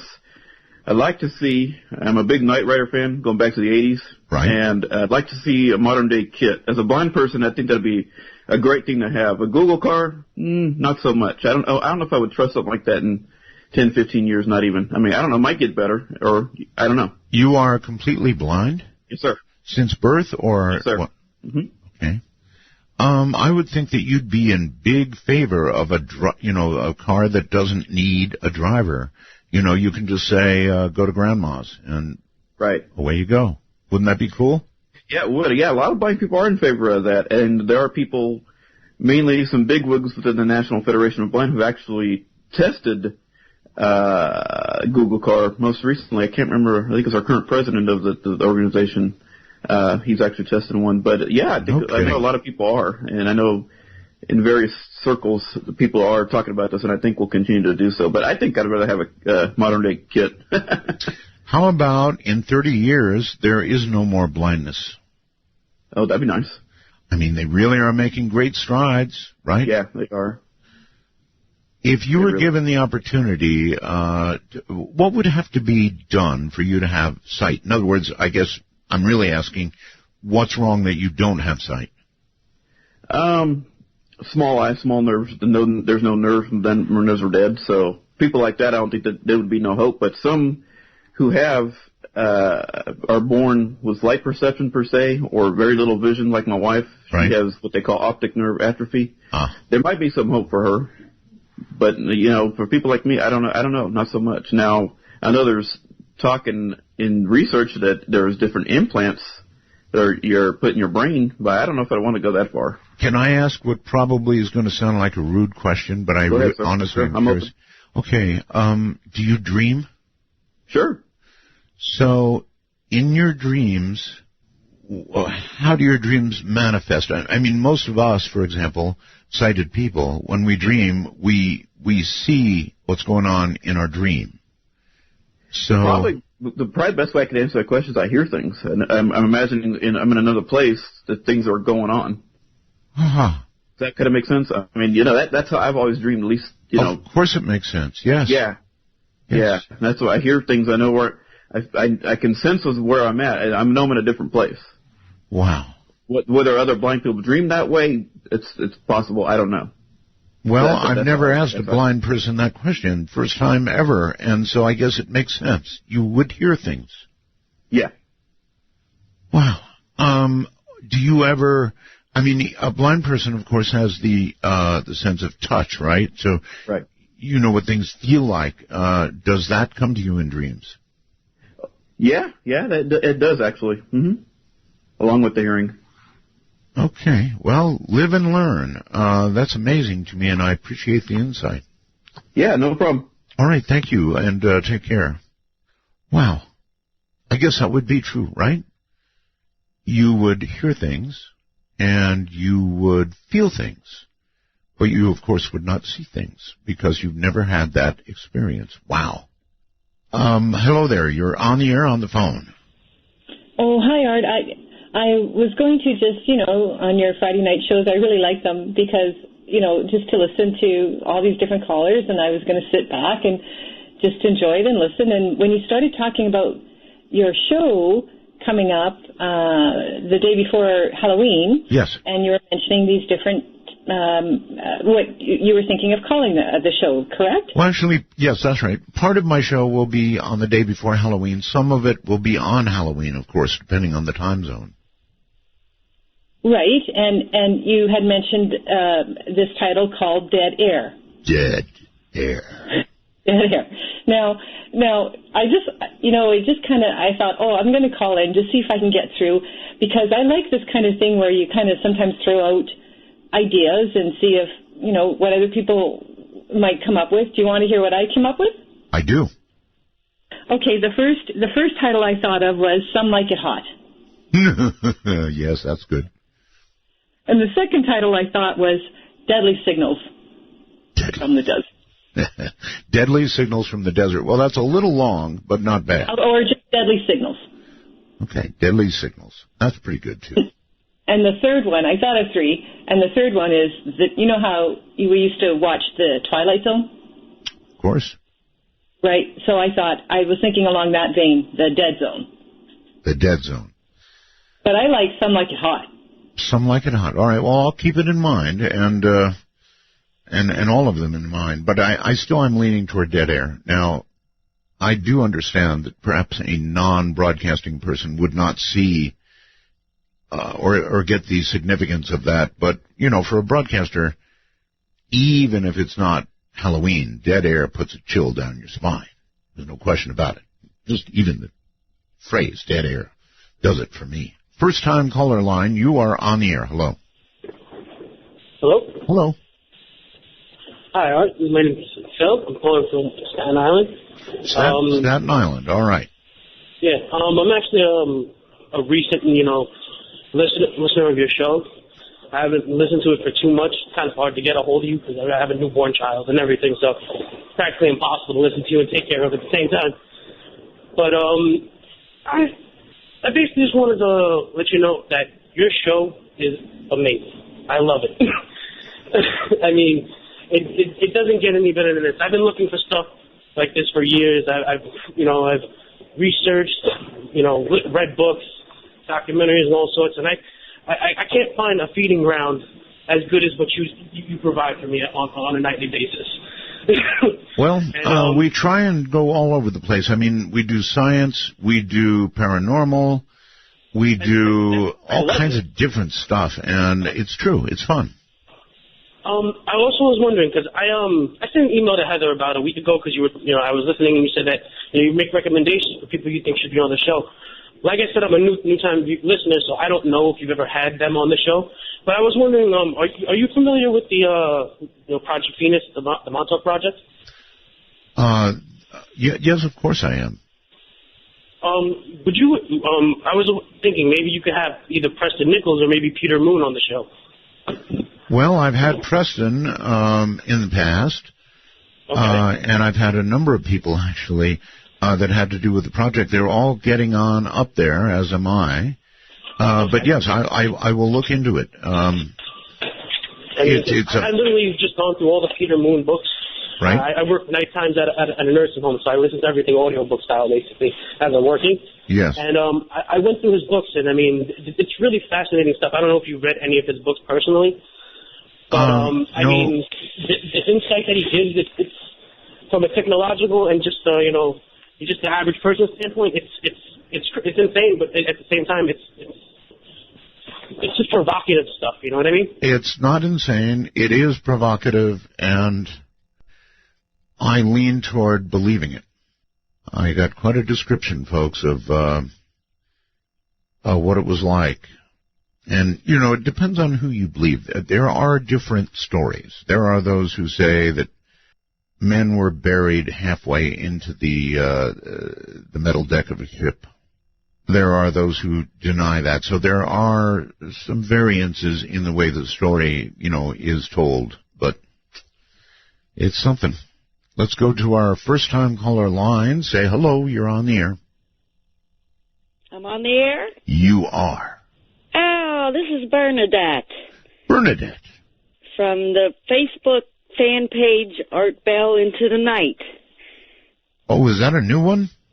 He changed the name. We changed the name. Why do they keep changing? I don't know. I really am curious. Isn't this like the second or third name change for the one you're talking about? I think it's the second. The second. And, okay, what's it called again? It was Talking Art Bell. Right, and now... Night in the Desert. And what is it now? It's Art Bell's Into the Night. Art Bell's Into the Night. Yeah. So now I'm confused. Okay. But well, that's okay. What's in a name, right? Oh, I'm so excited to talk to you. Like dead air. Dead air's okay. Well, you don't sound excited. Only okay, huh? I'm not into radio. It excites you. But I'll be listening to the show regardless what you name it. Dead air, from a radio perspective, Bernadette, scares me. Yeah, serious scare. I love the show. You have nothing to worry about, sir. You have no competition. You're there's nobody like you, and nobody will ever be like you. So that's very you kind. have nothing to worry about. Very kind. I'm so excited I forgot what I wanted to say. Well, Bernadette, how about talking to me about what you think it's going to be like in 30 years? Oh, I don't know. I'm going to be 76 in 30 years. Mm-hmm. All right, then. How about if the aliens finally come and they don't know a thing about God? What would I think? Listen, there are billions and billions and billions of galaxies. Don't you think somebody's out there somewhere? Do you think we're the only ones? No. I agree with you. And if they came and said they know nothing about God, I don't know. I'm kind of agnostic. I believe there's something else, but... So it probably wouldn't bother you all that much. No, not at all. However, when they pull I out, would be sad. yeah, when they pull out their ray guns, you'd probably duck anyway. I don't think they would. I don't think they would. You really think they would be socially advanced? In other words, along with the great technological advance, about 1 million years, say, ahead of us, you think they would be socially advanced too? If they were 1 million years advanced to us, they would have, I don't know, they would have came here already, don't you think? I don't know. If they looked carefully and examined our behavior, they might be staying away. With all our technology, you would think somebody would have a picture of all the stories they tell about aliens. You know, you have iPods, you have cameras. Nobody has no pictures. Well, they do, but they're fuzzy. And people complain about that they're too fuzzy, and then occasionally you get a really sharp picture. And then, of course, they complain about that because they say it's too clear. I don't know, but if they ever came to my house, I would definitely take a picture. I would have the two aliens. One would take a picture of me with one alien, and then we'd all get a group picture. And I would send it directly to you, sir, because I would be so excited. All right. I'm going to look forward to receiving that. I've got to take a break. That's what the music is all about. So thank you for the call. Welcome. First time call at that. Very sweet. Dead air. Telling you it's got a ring to it. Some velvet morning when I'm straight, I'm gonna open up your gate. You're blowing all sky high by telling me a lie without a reason why. You're blowing all sky high. Midnight in the Desert spans the world. To call us from outside the U.S. and Canada only, use Skype with a headset mic if on a computer and call MITD 55. That's MITD 55. Going in that direction, in other words, outside, here is Dave. Hello, Dave. Hey, Art. How you doing? What am I doing? I'm talking to you. Where are you, Dave? Actually, I'm in the Al-Anbar province in Iraq, listening to you since I was a young paratrooper in the 82nd Airborne Division. For real, Dave? No, for real. For real. I'm a contractor now, but, yeah, I'm still back out here. I did 27 years active duty, and that wasn't enough for me, so I'm back out here as a military contractor. And you're really in Anbar province? I am. Okay. It's early morning here. About time for me to... About time for you to what? We're here. I'm sorry, Dave. Pardon me? It's about time for what?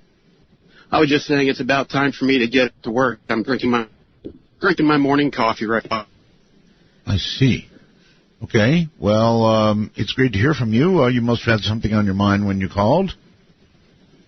Well, you keep me company out here. There's not a whole lot to do in my downtime, so I'm fortunate enough to have some internet out here. It's good to have you out there and keeping me company. This past week, though, to be specific, probably some of the best programming you've put out there. I especially liked the space elevator episode you had on. So did I. I can still remember back in 2000 when you first had... who's the Area 51 guy?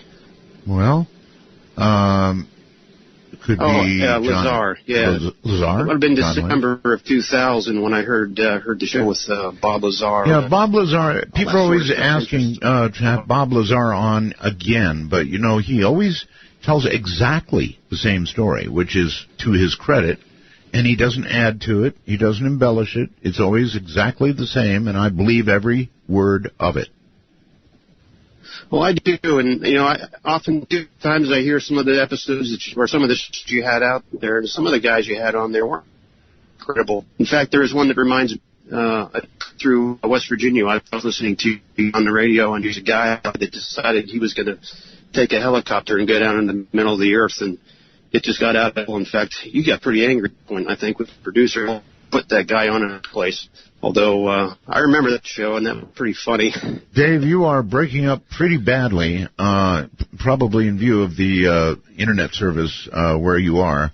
So I'm going to have to scoot, but thank you very, very much. You definitely go down as the first Anbar province call. And as all you know, we have a lot of people over there once again. In fact, earlier today, breaking away from the great mood of Friday night, I heard that Americans are actually back in combat. I'm sorry to say. And that's how it begins, always. That's how it began in Vietnam. Just a few advisors, and look where we went. Okay, let's go to Skype and Phil. Hi, Phil. Art, how you doing tonight? Very well, thank you. I called you a couple of nights ago. I was talking about the EMP in my tractor-trailer possibly ending up as a brick on the road. I remember that, yes. With Dr. Forsen, yeah. Art, I have a good name for you for the show. I don't know if anybody's brought this up yet. What about Midnight with the Dead? That's not bad. That's really not bad. Midnight with the Dead. Yeah. All right, I'm writing that one down. Okay. And 30-year prediction, probably happen between now and then that these blasted cell phones will charge through the air. You know, we're almost there now in a sense. I believe the new Androids can be just laid down on the charger and they absorb it through induction. Seriously. Yep. Yeah. And I was going to ask you, are you going to have the Major on pretty soon, Mr. Major Ed Dames? Oh, when he brings my gold. Laugh not. I'm serious. That was a broken promise a long time ago, and it was a serious promise he made. So until I get my gold, he doesn't get airtime here. Mm-hmm. I'm serious. And I was going to ask you also, are you still a San Diego Chargers fan? Because you know we have a big game this Sunday. Okay, so I'm probably more of a Green Bay fan now, and however, I will say this. I found last Sunday very painful to watch. Oh, it was. It was, yeah, it was. I mean, Green Bay and San Diego, it's like I didn't know what to do. I was in favor of Green Bay, but it was hard to watch. I know Phillip Rivers broke all those, the records for passing. He did. All time for the Chargers. But I think if they could have tied that game and gone into overtime, I think possibly Phillip Rivers may have gotten the all-time record. Maybe he might have thrown between probably close to 600 yards, maybe at least 550. I'm not sure what the all-time record is. Well, look, it was one hell of a game, no matter how you look at it. Really, oh, yes. What a game, man, oh, man. Thank you very much. It's really hard to know who to root for. San Diego has always been in my heart. But San Diego has broken my heart so many times. God, I can't even begin to tell you the heartbreak that team has brought to me. I was actually in San Diego when they were in the playoffs, and you know what? I don't even want to talk about it. Hello there in Florida. You're on the air. I think. Hey, Art. How you doing, buddy? Okay. Yeah, I just wanted to say a couple predictions for 30 years, maybe even sooner, and also comment on the show name. Sure. In 30 years, I actually think that the films, the movies, will have actors and actresses that have passed on, like famous actors and actresses that they actually put into the film with the use of visual effect technology and maybe motion capture. I wonder how that would go over. Well, yeah, I mean there would be things to be worked through, but I'll tell you, I see it. I mean, wouldn't sir, wouldn't a trailer for a new John Wayne movie be a little creepy? Well, I'm not disagreeing with you there. I'm just saying that I think the film industry is going to be looking into doing things like that, and I think they already have.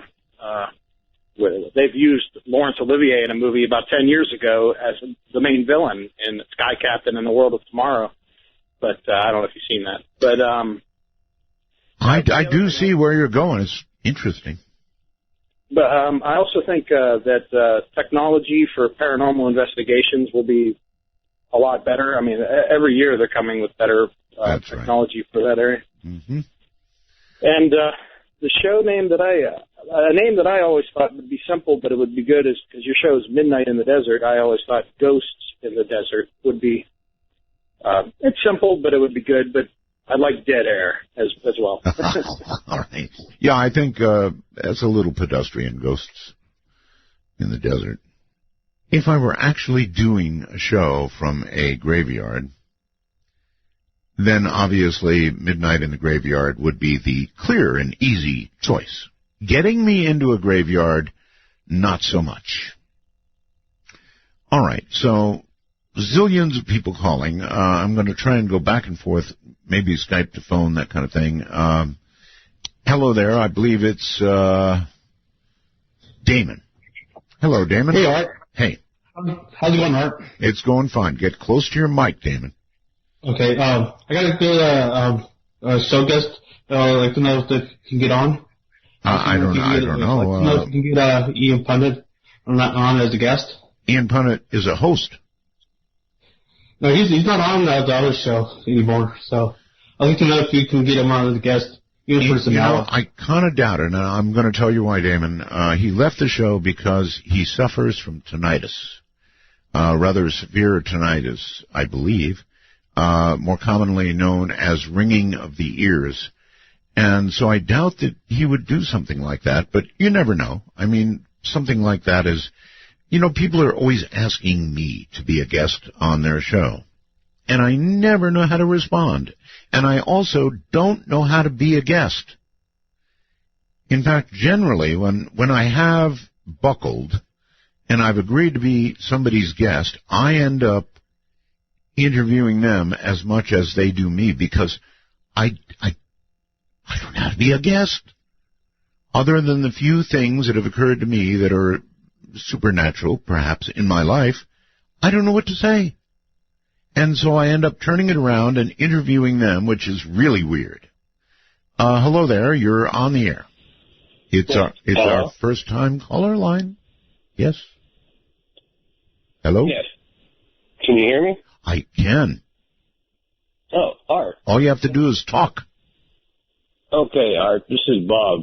I'm calling from Pennsylvania. Hey, Bob. And it's great. It is absolutely fantastic that you're back on the air. I can't believe it. I called as many friends as I could to let them know. Well, when we began with the show, Bob, that was the only way that we were able to get listeners, through social media and people telling people. It works. Yeah, it definitely. I mean, Art, I can't say how happy I am to actually hear you back on the air again. It's unbelievable. Thank you. But as far as your dead air is concerned, yes, that's perfect. Oh, you like it? Because there's nothing creepier than at night as you're listening to the radio and then all of a sudden nothing but dead air. Mm. That is very creepy. It is creepy. So and it's all in the saying of it, too. It's dead air. That's it. That's perfect. So keep it at that. All right. And as far as the aliens and the religion, I would have to say that if they're that technologically advanced, that their arrogance would probably have surpassed any feelings of hope they would have of a God. That's what I would have to say about that. Wow. Okay. What do you think? What would you say about that opinion? I just heard you snort like an earlier caller. No. No, it's my first time. It's your first time, for sure, right? Oh, yeah, okay. Definitely, yeah. All right. It was hard. It was hard getting on. All right, it is hard, yes. But yeah, I would have to say if they're that technologically advanced, that I would have to say their arrogance would surpass their ability for hope anymore. Hope of a God. That's what I would have to think. So it'd be like the Trump universe. And there you go. That's it. All right. Thank you very much for the call. I appreciate it. Going back to Skype and Jeff. Hello. Hey, Art. It's Jeff.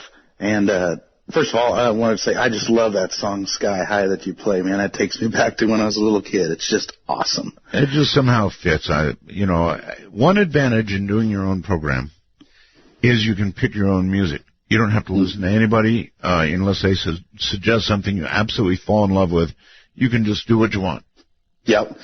But on your show title, I didn't know if you're aware of this. I'm a big horror movie fan. There was a movie out like 2008, 10, somewhere around there, called Dead Air, and ironically, it was about a guy that was like a radio DJ stuck in a studio, and there was I can't remember if it was like zombies or something, but they were trying to break in. So I don't know if that's a good thing or a bad thing, but I want to make sure you knew about that. And I don't ever bring something up like that without an idea, and so I thought of what could I say, and I said, well, here's one for you. How about Scare Air? Scare Air, not bad. And the concept of zombies trying to break into my studio.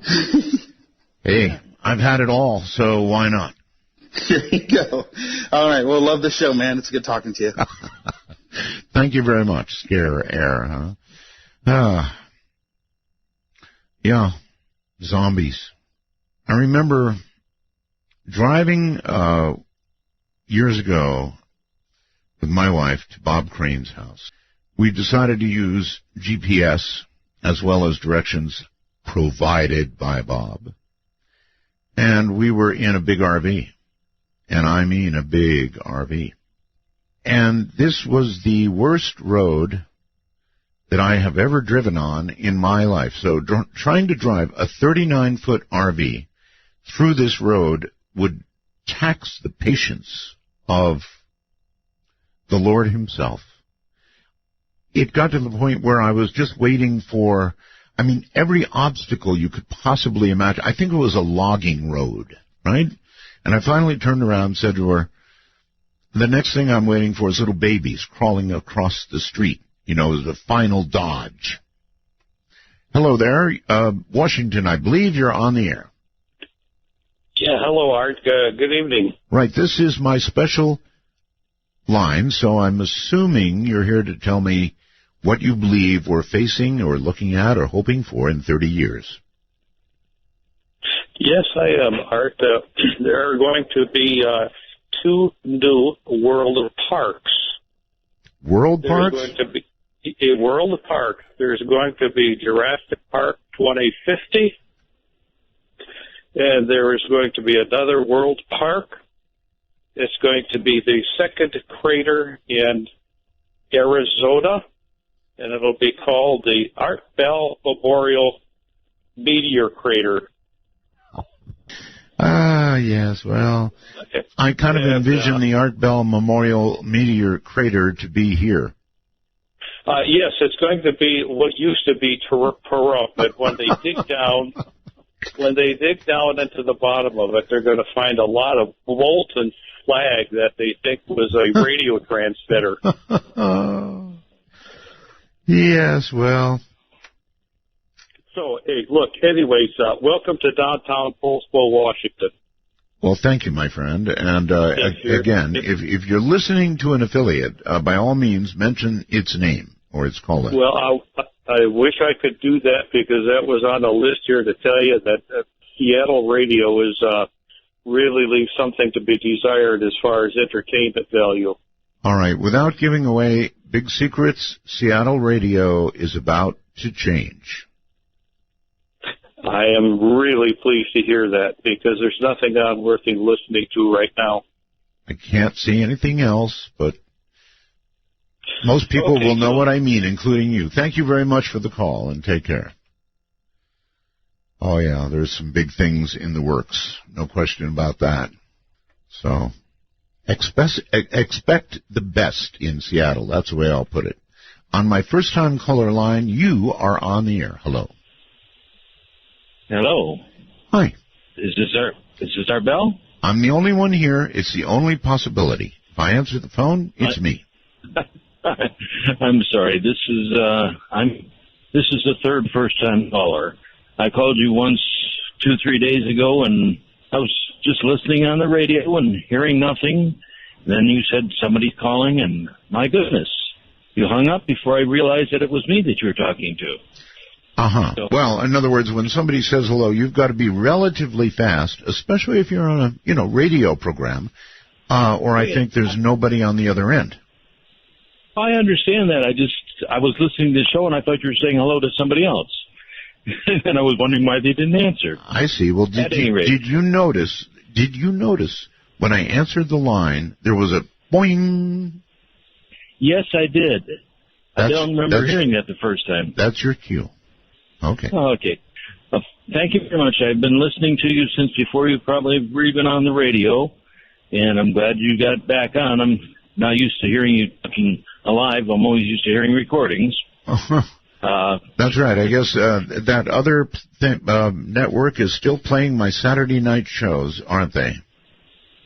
Oh, yes, and like I said, I don't think I've ever listened to you live in the entire... I've listened to you for years, but I don't think I've ever listened to you live until now. Well, how about that? That is something to behold. I appreciate your call, sir. Thank you. And why they continue, that I have no idea. I would think by now we're beginning to become a worrisome entity for them. So they really should think of it this way. Every time they play one of those shows, they do nothing but serve as an advertisement for the real McCoy, which is going over here right now. Not that was not at its time the real McCoy, but this is a modern version of it. And so all they do is serve to remind people of that every Saturday night. Good evening on Skype. You're on the air. Hello, Art. My name is Andrew. Andrew, hey. Hey, I'm also, to echo several of the other callers, been listening to you since the mid-'90s. Glad that you're back. Thank you. I just had a couple of things to tell you. The iPhone Wi-Fi calling will work with AT&T, T-Mobile, and Sprint, and it just depends on an iPhone 5C or greater and if the carrier supports it. Right. Are you on Wi-Fi now? I am on Wi-Fi on Skype, but I'm actually using a Audio-Technica microphone that actually plugs in USB or XLR and has live monitoring headphones. Sounds great. Awesome. And there was one other thing I wanted to bring up. So obviously you're a radio tech kind of guy. What do you think of the Halloween show name Dead I was going Air? to agree with Michelle and the other callers. I think Dead Air is spot on for that Halloween show. All right, good. Thank you. Anyway, Yes, sir, you had something else. What was it? Excuse me. I actually completely forgot what it was, but I'll give you a call back. But just glad to hear you back. And I've been listening to all the shows since you came back in the end of July. All right, let's try an experiment, okay? Sure thing. Just relax. Take a really nice, deep, relaxing, cleansing breath and see if you remember what it was. I guess I just got too nervous, and I did completely just lost it. All right, well, so much for that experiment. Thanks for the call. Yeah, thank you, sir. Right, take care. Next time, that can happen. I do understand. People, probably my fault for saying something. But you can easily forget why it is you called in the first place. You're on the air. Hello. Hi, this is Sylvia from Laguna Beach, California. Welcome. Thank you. I recall in the past, I think back in August or September when you had the GIS on, you had downloaded the Ghost Radar app on your phone. I've got it, yes. Have you used it yet? Not that much. I was kind of disappointed because I thought that the app was going to record voices. And it appears as though it's just sort of like a radar thing to show me the direction of a ghost close by. Am I about right? Yes, that's correct. Yes, sir. I was a little disappointed. It's too bad it didn't work out for you. I do use it, and my friend Amanda, she uses it as well. We're amateur ghost hunters. So when we have time from our schedule, we'll go to the cemeteries and use the Ghost Radar, and it works. For us, at least, it works. Seriously? Seriously. I mean, I'll give you one example. We were in the cemetery. We came up to a grave that belonged to a young girl who had passed away. I would say maybe she was 6 years old. And we just stood there for maybe 15 seconds. And then the ghost radar brought up a word, and it said, move. So telling us, the loss, basically. Well, now that you've told me that, I may give it a try. Also, my friend's house is also haunted. When you go to her house, there's a very heavy feeling. It's very uncomfortable. Doors slam and everything. And I told her about the Ghost Radar app. She didn't know what it was. So I came over with my phone. I turned it on. And for about an hour, nothing happened. But we kept it on anyway. And eventually, it started working. And one after the other, one word after the other, it just connected to a message that made sense. And we wrote it down immediately, and we looked at it, and it was saying, I don't know if it's true or not, but it was saying to us, verbatim, buried bodies under, beneath, house, mass, grave, dig. Seriously? You hold your hand up, you swear on your iPhone that's the truth? I swear on my iPhone, I swear on my father's grave, I swear on the Holy Bible. It is true. I'm not going to fight that. All right. Thank you very much. Here's my only worry. It is that the Ghost Radar is just an app, right? I get that. Just an app. And a Ouija board is just a Ouija board. It's not the board, it's not the app, it's the intent. In other words, if you set out to locate a spirit, something from the other side, if you will, it's not the material thing that you use in that quest, but your own intent that I think is dangerous. And so I would warn you, be careful. And that's, I think, why I have not used my Ghost app yet. I really do have it here. But I actually, other than the first night I got it, I opened it up and I looked at it. Ghost Radar Connect, it's called. But it worries me like Ouija. It's all about intent, folks. Let's go to Scott. Hello, Scott, on Skype. Hey, Art, this is Scott in San Diego. Oh, yes. We're coming to San Diego in December on KFMB. Oh, that's wonderful. Congratulations. Thank you. Your success is very fun for me, personally. Anyway, I've got a question for you. About talking about aliens with the David Jacobs shows and stuff, what doesn't make sense to me is why aliens who must have the technology, of mastering genetics and biology, why do they need millions of us around for making hybrids? Couldn't they just manufacture whatever they'd want? Has anyone addressed this that you know of? No. I think that it's an elegant way to take over a planet. I mean, we don't know what they really want. We may have something, ourselves that they want, right? Well, I suppose. I mean, it's just beyond me. I don't get the biology aspect of it. Well, I don't either. That's the whole point. We don't quite get it. It may be that human beings possess something that they want, or they want to be able to control or be part of. How about, for example, our immortal souls? Well, that could be. I mean, you can't rule anything out. There's so much we don't know. That's right. Do you feel your immortal soul is safe? I haven't really pondered the thought. That was a long pause before you answered. That worries me. Well, that question worries me a little bit. I understand. And I also thank you for the call, but I've got to go to a break here, okay? Sure. All right, take care. All right, take care, brother. Friday nights, anything goes. I'm Art Bell, and this is Midnight in the Desert. No dead air tonight. Right from the mountain top, beauty and love. And Venus was her name. Wow! She got it. Yes, baby, she's got it. The clock strikes 12, and midnight in the desert is pounding packets your way on the Dark Matter Digital Network. To call the show, please direct your finger digits to dial 1-952-225-5278. That's 1-952. Call Art. I love it. The conspiracy cruise probably headed down through the Bermuda Triangle. Oh, yeah. Sign me up.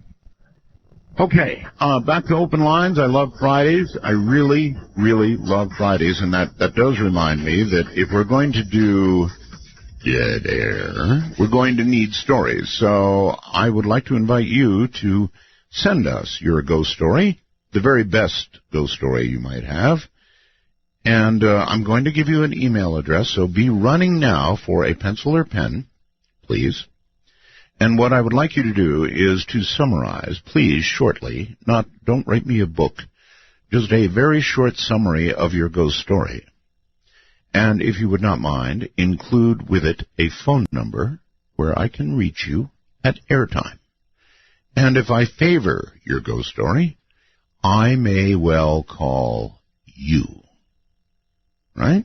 And then on the air you will go with your ghost story, and in that way we'll try and sort of sift through, the chaff for the wheat.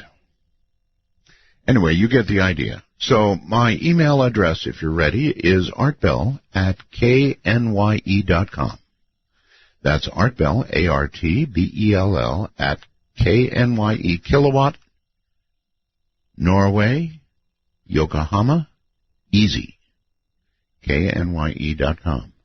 Summarize it, put your phone number in there, and who knows, we may call you. Let us go to Justin and say, good evening. You're on the air. Good evening, Art. How are you? I'm quite well, Justin. Thank you. Where are you?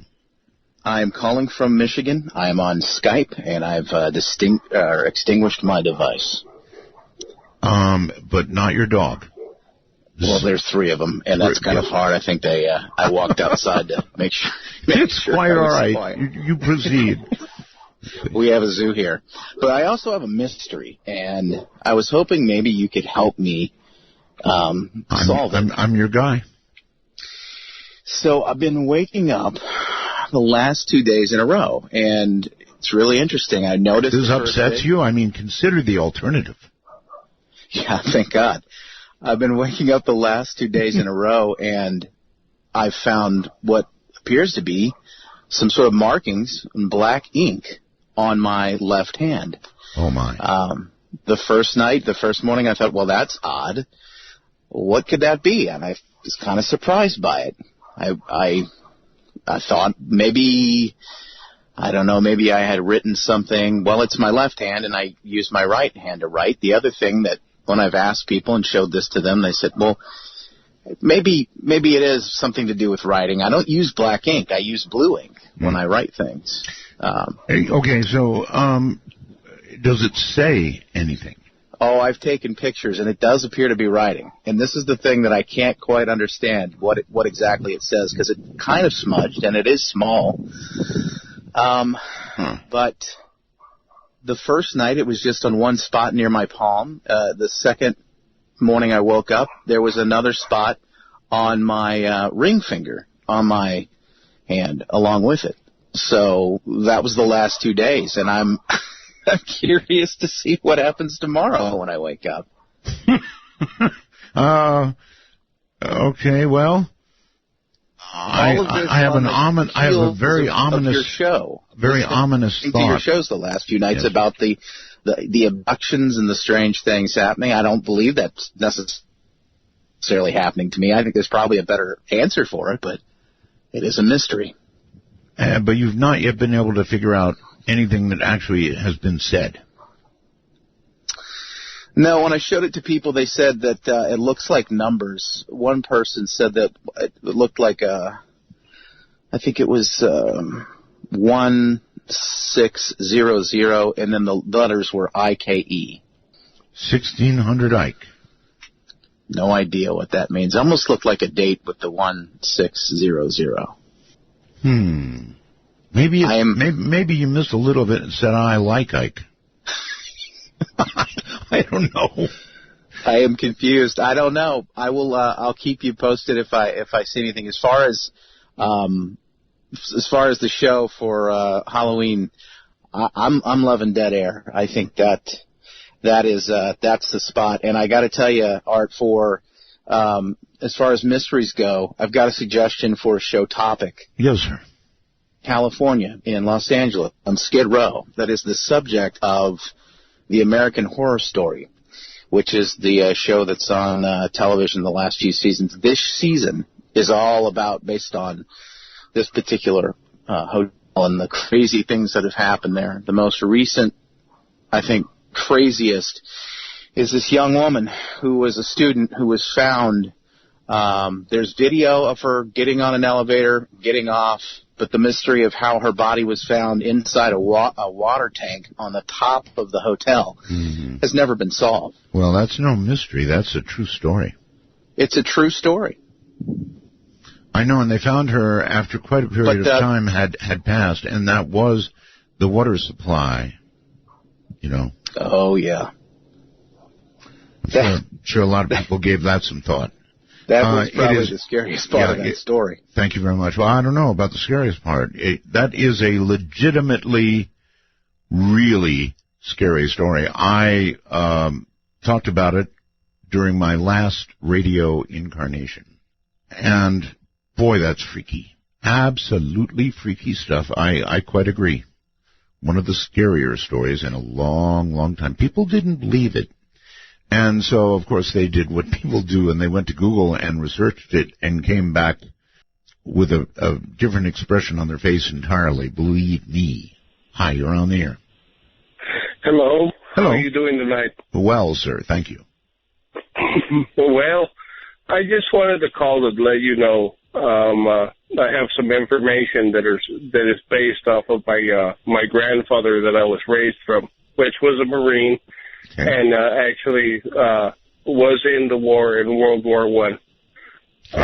He sat there and he used to laugh when certain TV shows used to come on and talk about UFOs flying around, and said that it was a basis and a byproduct of a gentleman that I do not have any idea of who he is, but his name was Victor Schomburger, I believe, that was trying to create some kind of propulsion that made the suction of the UFO craft lighter above it than the bottom of it. And, I mean, he has since passed away, and he talked to me because I was raised by him. He gave me a lot of information, basically letting me know that a lot of the things that we believe that are UFOs are actually a byproduct of certain situations that we were given the gift to know by certain alien civilizations that came from another planet, but they didn't really come down here and try to abduct us and do different things like that. Well, I wanted to see where your story was going, and I don't. I get the first part about the essential vacuum or whatever that would sort of pull the UFO along, or that I've heard that kind of drive referred to before. The rest of it sort of wandered away into La La Land. You brought up so many things. Sometimes you need to just be quiet, listen to somebody like that, and see if they're actually headed to a destination or just blasting off into space. Hello there on Skype. You're on the air. Hi there, Ed. How's it going tonight? It's going swimmingly, thank you. Swimmingly, that's good. I was curious to know if you personally believe in angels and demons? Yeah, interesting question. I'm not ready with an answer. I don't know. I think angels, I haven't seen an angel, nor have I seen a demon. And I'm a kind of a hands-on guy. I've got to see to believe. So you only believe in the physical then than what you can see with your own two eyes?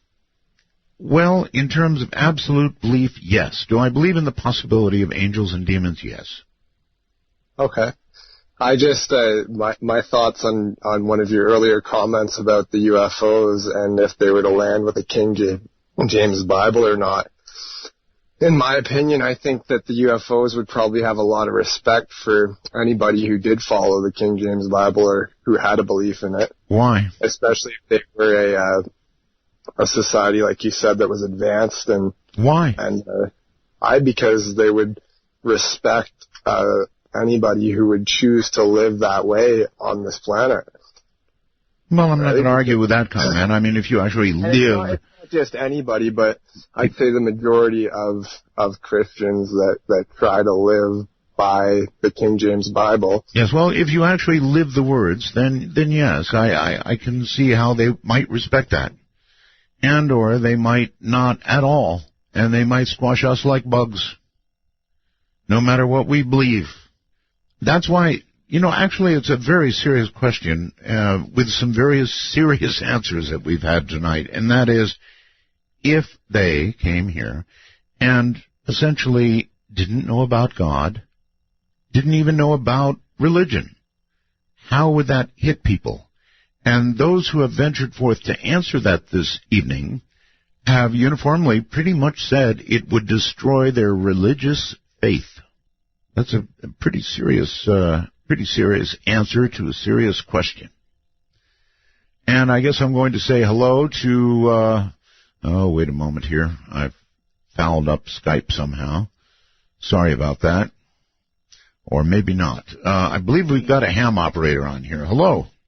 Good evening from the grand studios, the international studios of WTWW. How you doing tonight, sir? Hey, you are the big broadcast station, shortwave broadcast station, that sends our show forth to, how far do you go?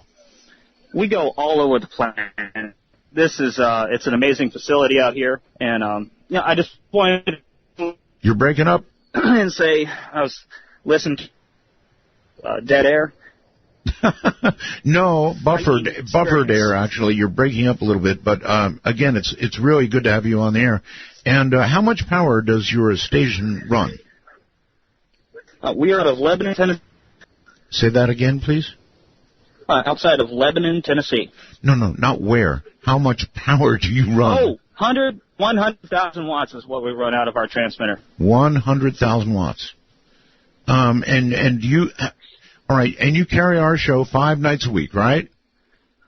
Sure, 5 nights a week. I am in here in the studio running your show, making sure everything's running good. Okay, do you get cards from people in different parts of the world that hear it? We get both mail through the regular snail mail, email, phone calls. Wow. Right. That is so cool. And of course, I never get to hear it because I'm here doing it. And trust me, I would have my FTDX 9000 Delta tuned into your frequency, and I'd be listening to it if I could. Well, we definitely do appreciate running the show. I have been a very long time listener from the early 90s. I've always been, it's really wild because I'd listen to the board op, and I'd hear him mess up, and I would always say, man, if I was doing that show, I would do it perfect every night. Have you? And I do the best that I can in here for you. All right, brother. Thank you, and thank you for the call. All right, sir. 7-3. Oh, wait. One more thing. Mm-hmm. What frequency should people listen to? We are on 5085. 5085. Thank you, brother, and take care. That is our shortwave affiliate, and they really do go and go and go and go. So you might give it a try. If you've got a shortwave radio around... 5085, 5.085 is where we are. And, yeah, you can pretty much hear it anywhere. If you don't hear it well, then a little piece of wire or a 50-foot piece of wire attached to a tree will do wonders. But Even shortwave radios with just a little extension antenna do quite well. Let's go to the phones and Tampa, Florida. Hi. Oh, hello. I'm on your 30 years in the future line, right? You're on the air 30 years in the future. Yes, you're on the right line, that's for sure. So what do you think life will be like, technology will be like, whatever you want to name will be like in 30 years? Well, I think a lot of it will probably be irrelevant because I think I kind of believe in this whole global warming or climate change thing. So I think like a lot of the coastal cities will probably be underwater, and a lot of the food will probably not be able to survive. So we're going to have to deal with that. So I think probably technology might be at a standstill while we kind of starve to death. Deal with food. Possibly. I mean, we might be able to survive. That's a pretty ominous future you're painting there, buddy. Yeah. I mean, I guess it won't all happen within 30, but I've heard estimates of 50. 50 years. And we'll just dream of the days when you could pop the top on a can of whatever it is you love and enjoy it. Yeah. No more lemons, limes, no more Sprite, no. No more Sprint. World can't go on without that. I hope you're wrong. Yeah, I'd hope I am too. That'd be pretty good if I was wrong. So you think it's almost inevitable? I don't know. I think I could be wrong. It could change.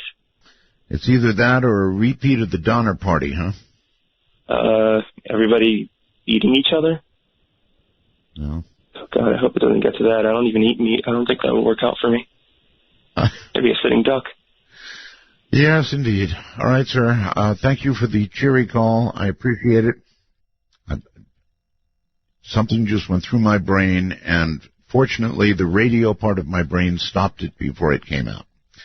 Hi there. You are on the air on Skype. Hey, Art, how's it going? It's going all right. That's good. Yeah, I was thinking, you were talking the other day about the, the mega structure that they're saying that they found so far, and how we probably wouldn't want to communicate and couldn't with them because they're so far away right now. But my thought is what if they're the ones that are already here? Mm-hmm. What if they are? And so, I've just wondered about that, and it'd be kind of interesting to see how this plays out if it is, in fact, a structure. It sure will. All right, sir. You know what? It's unbelievable to me, but the show is ending. Yeah. I thank you for the call. All right. Thank you. Right. Take care. I don't know what happens to 3 hours. When I have a guest, it seems longer. When we do open lines, it's like it's over before it begins. I don't know what to say. All right. Well, everybody in all 25 time zones, I hope you have a wonderful weekend, and I hope I do too. A nice, quiet, drama-free weekend is what I'm looking forward to, from the high desert to the world.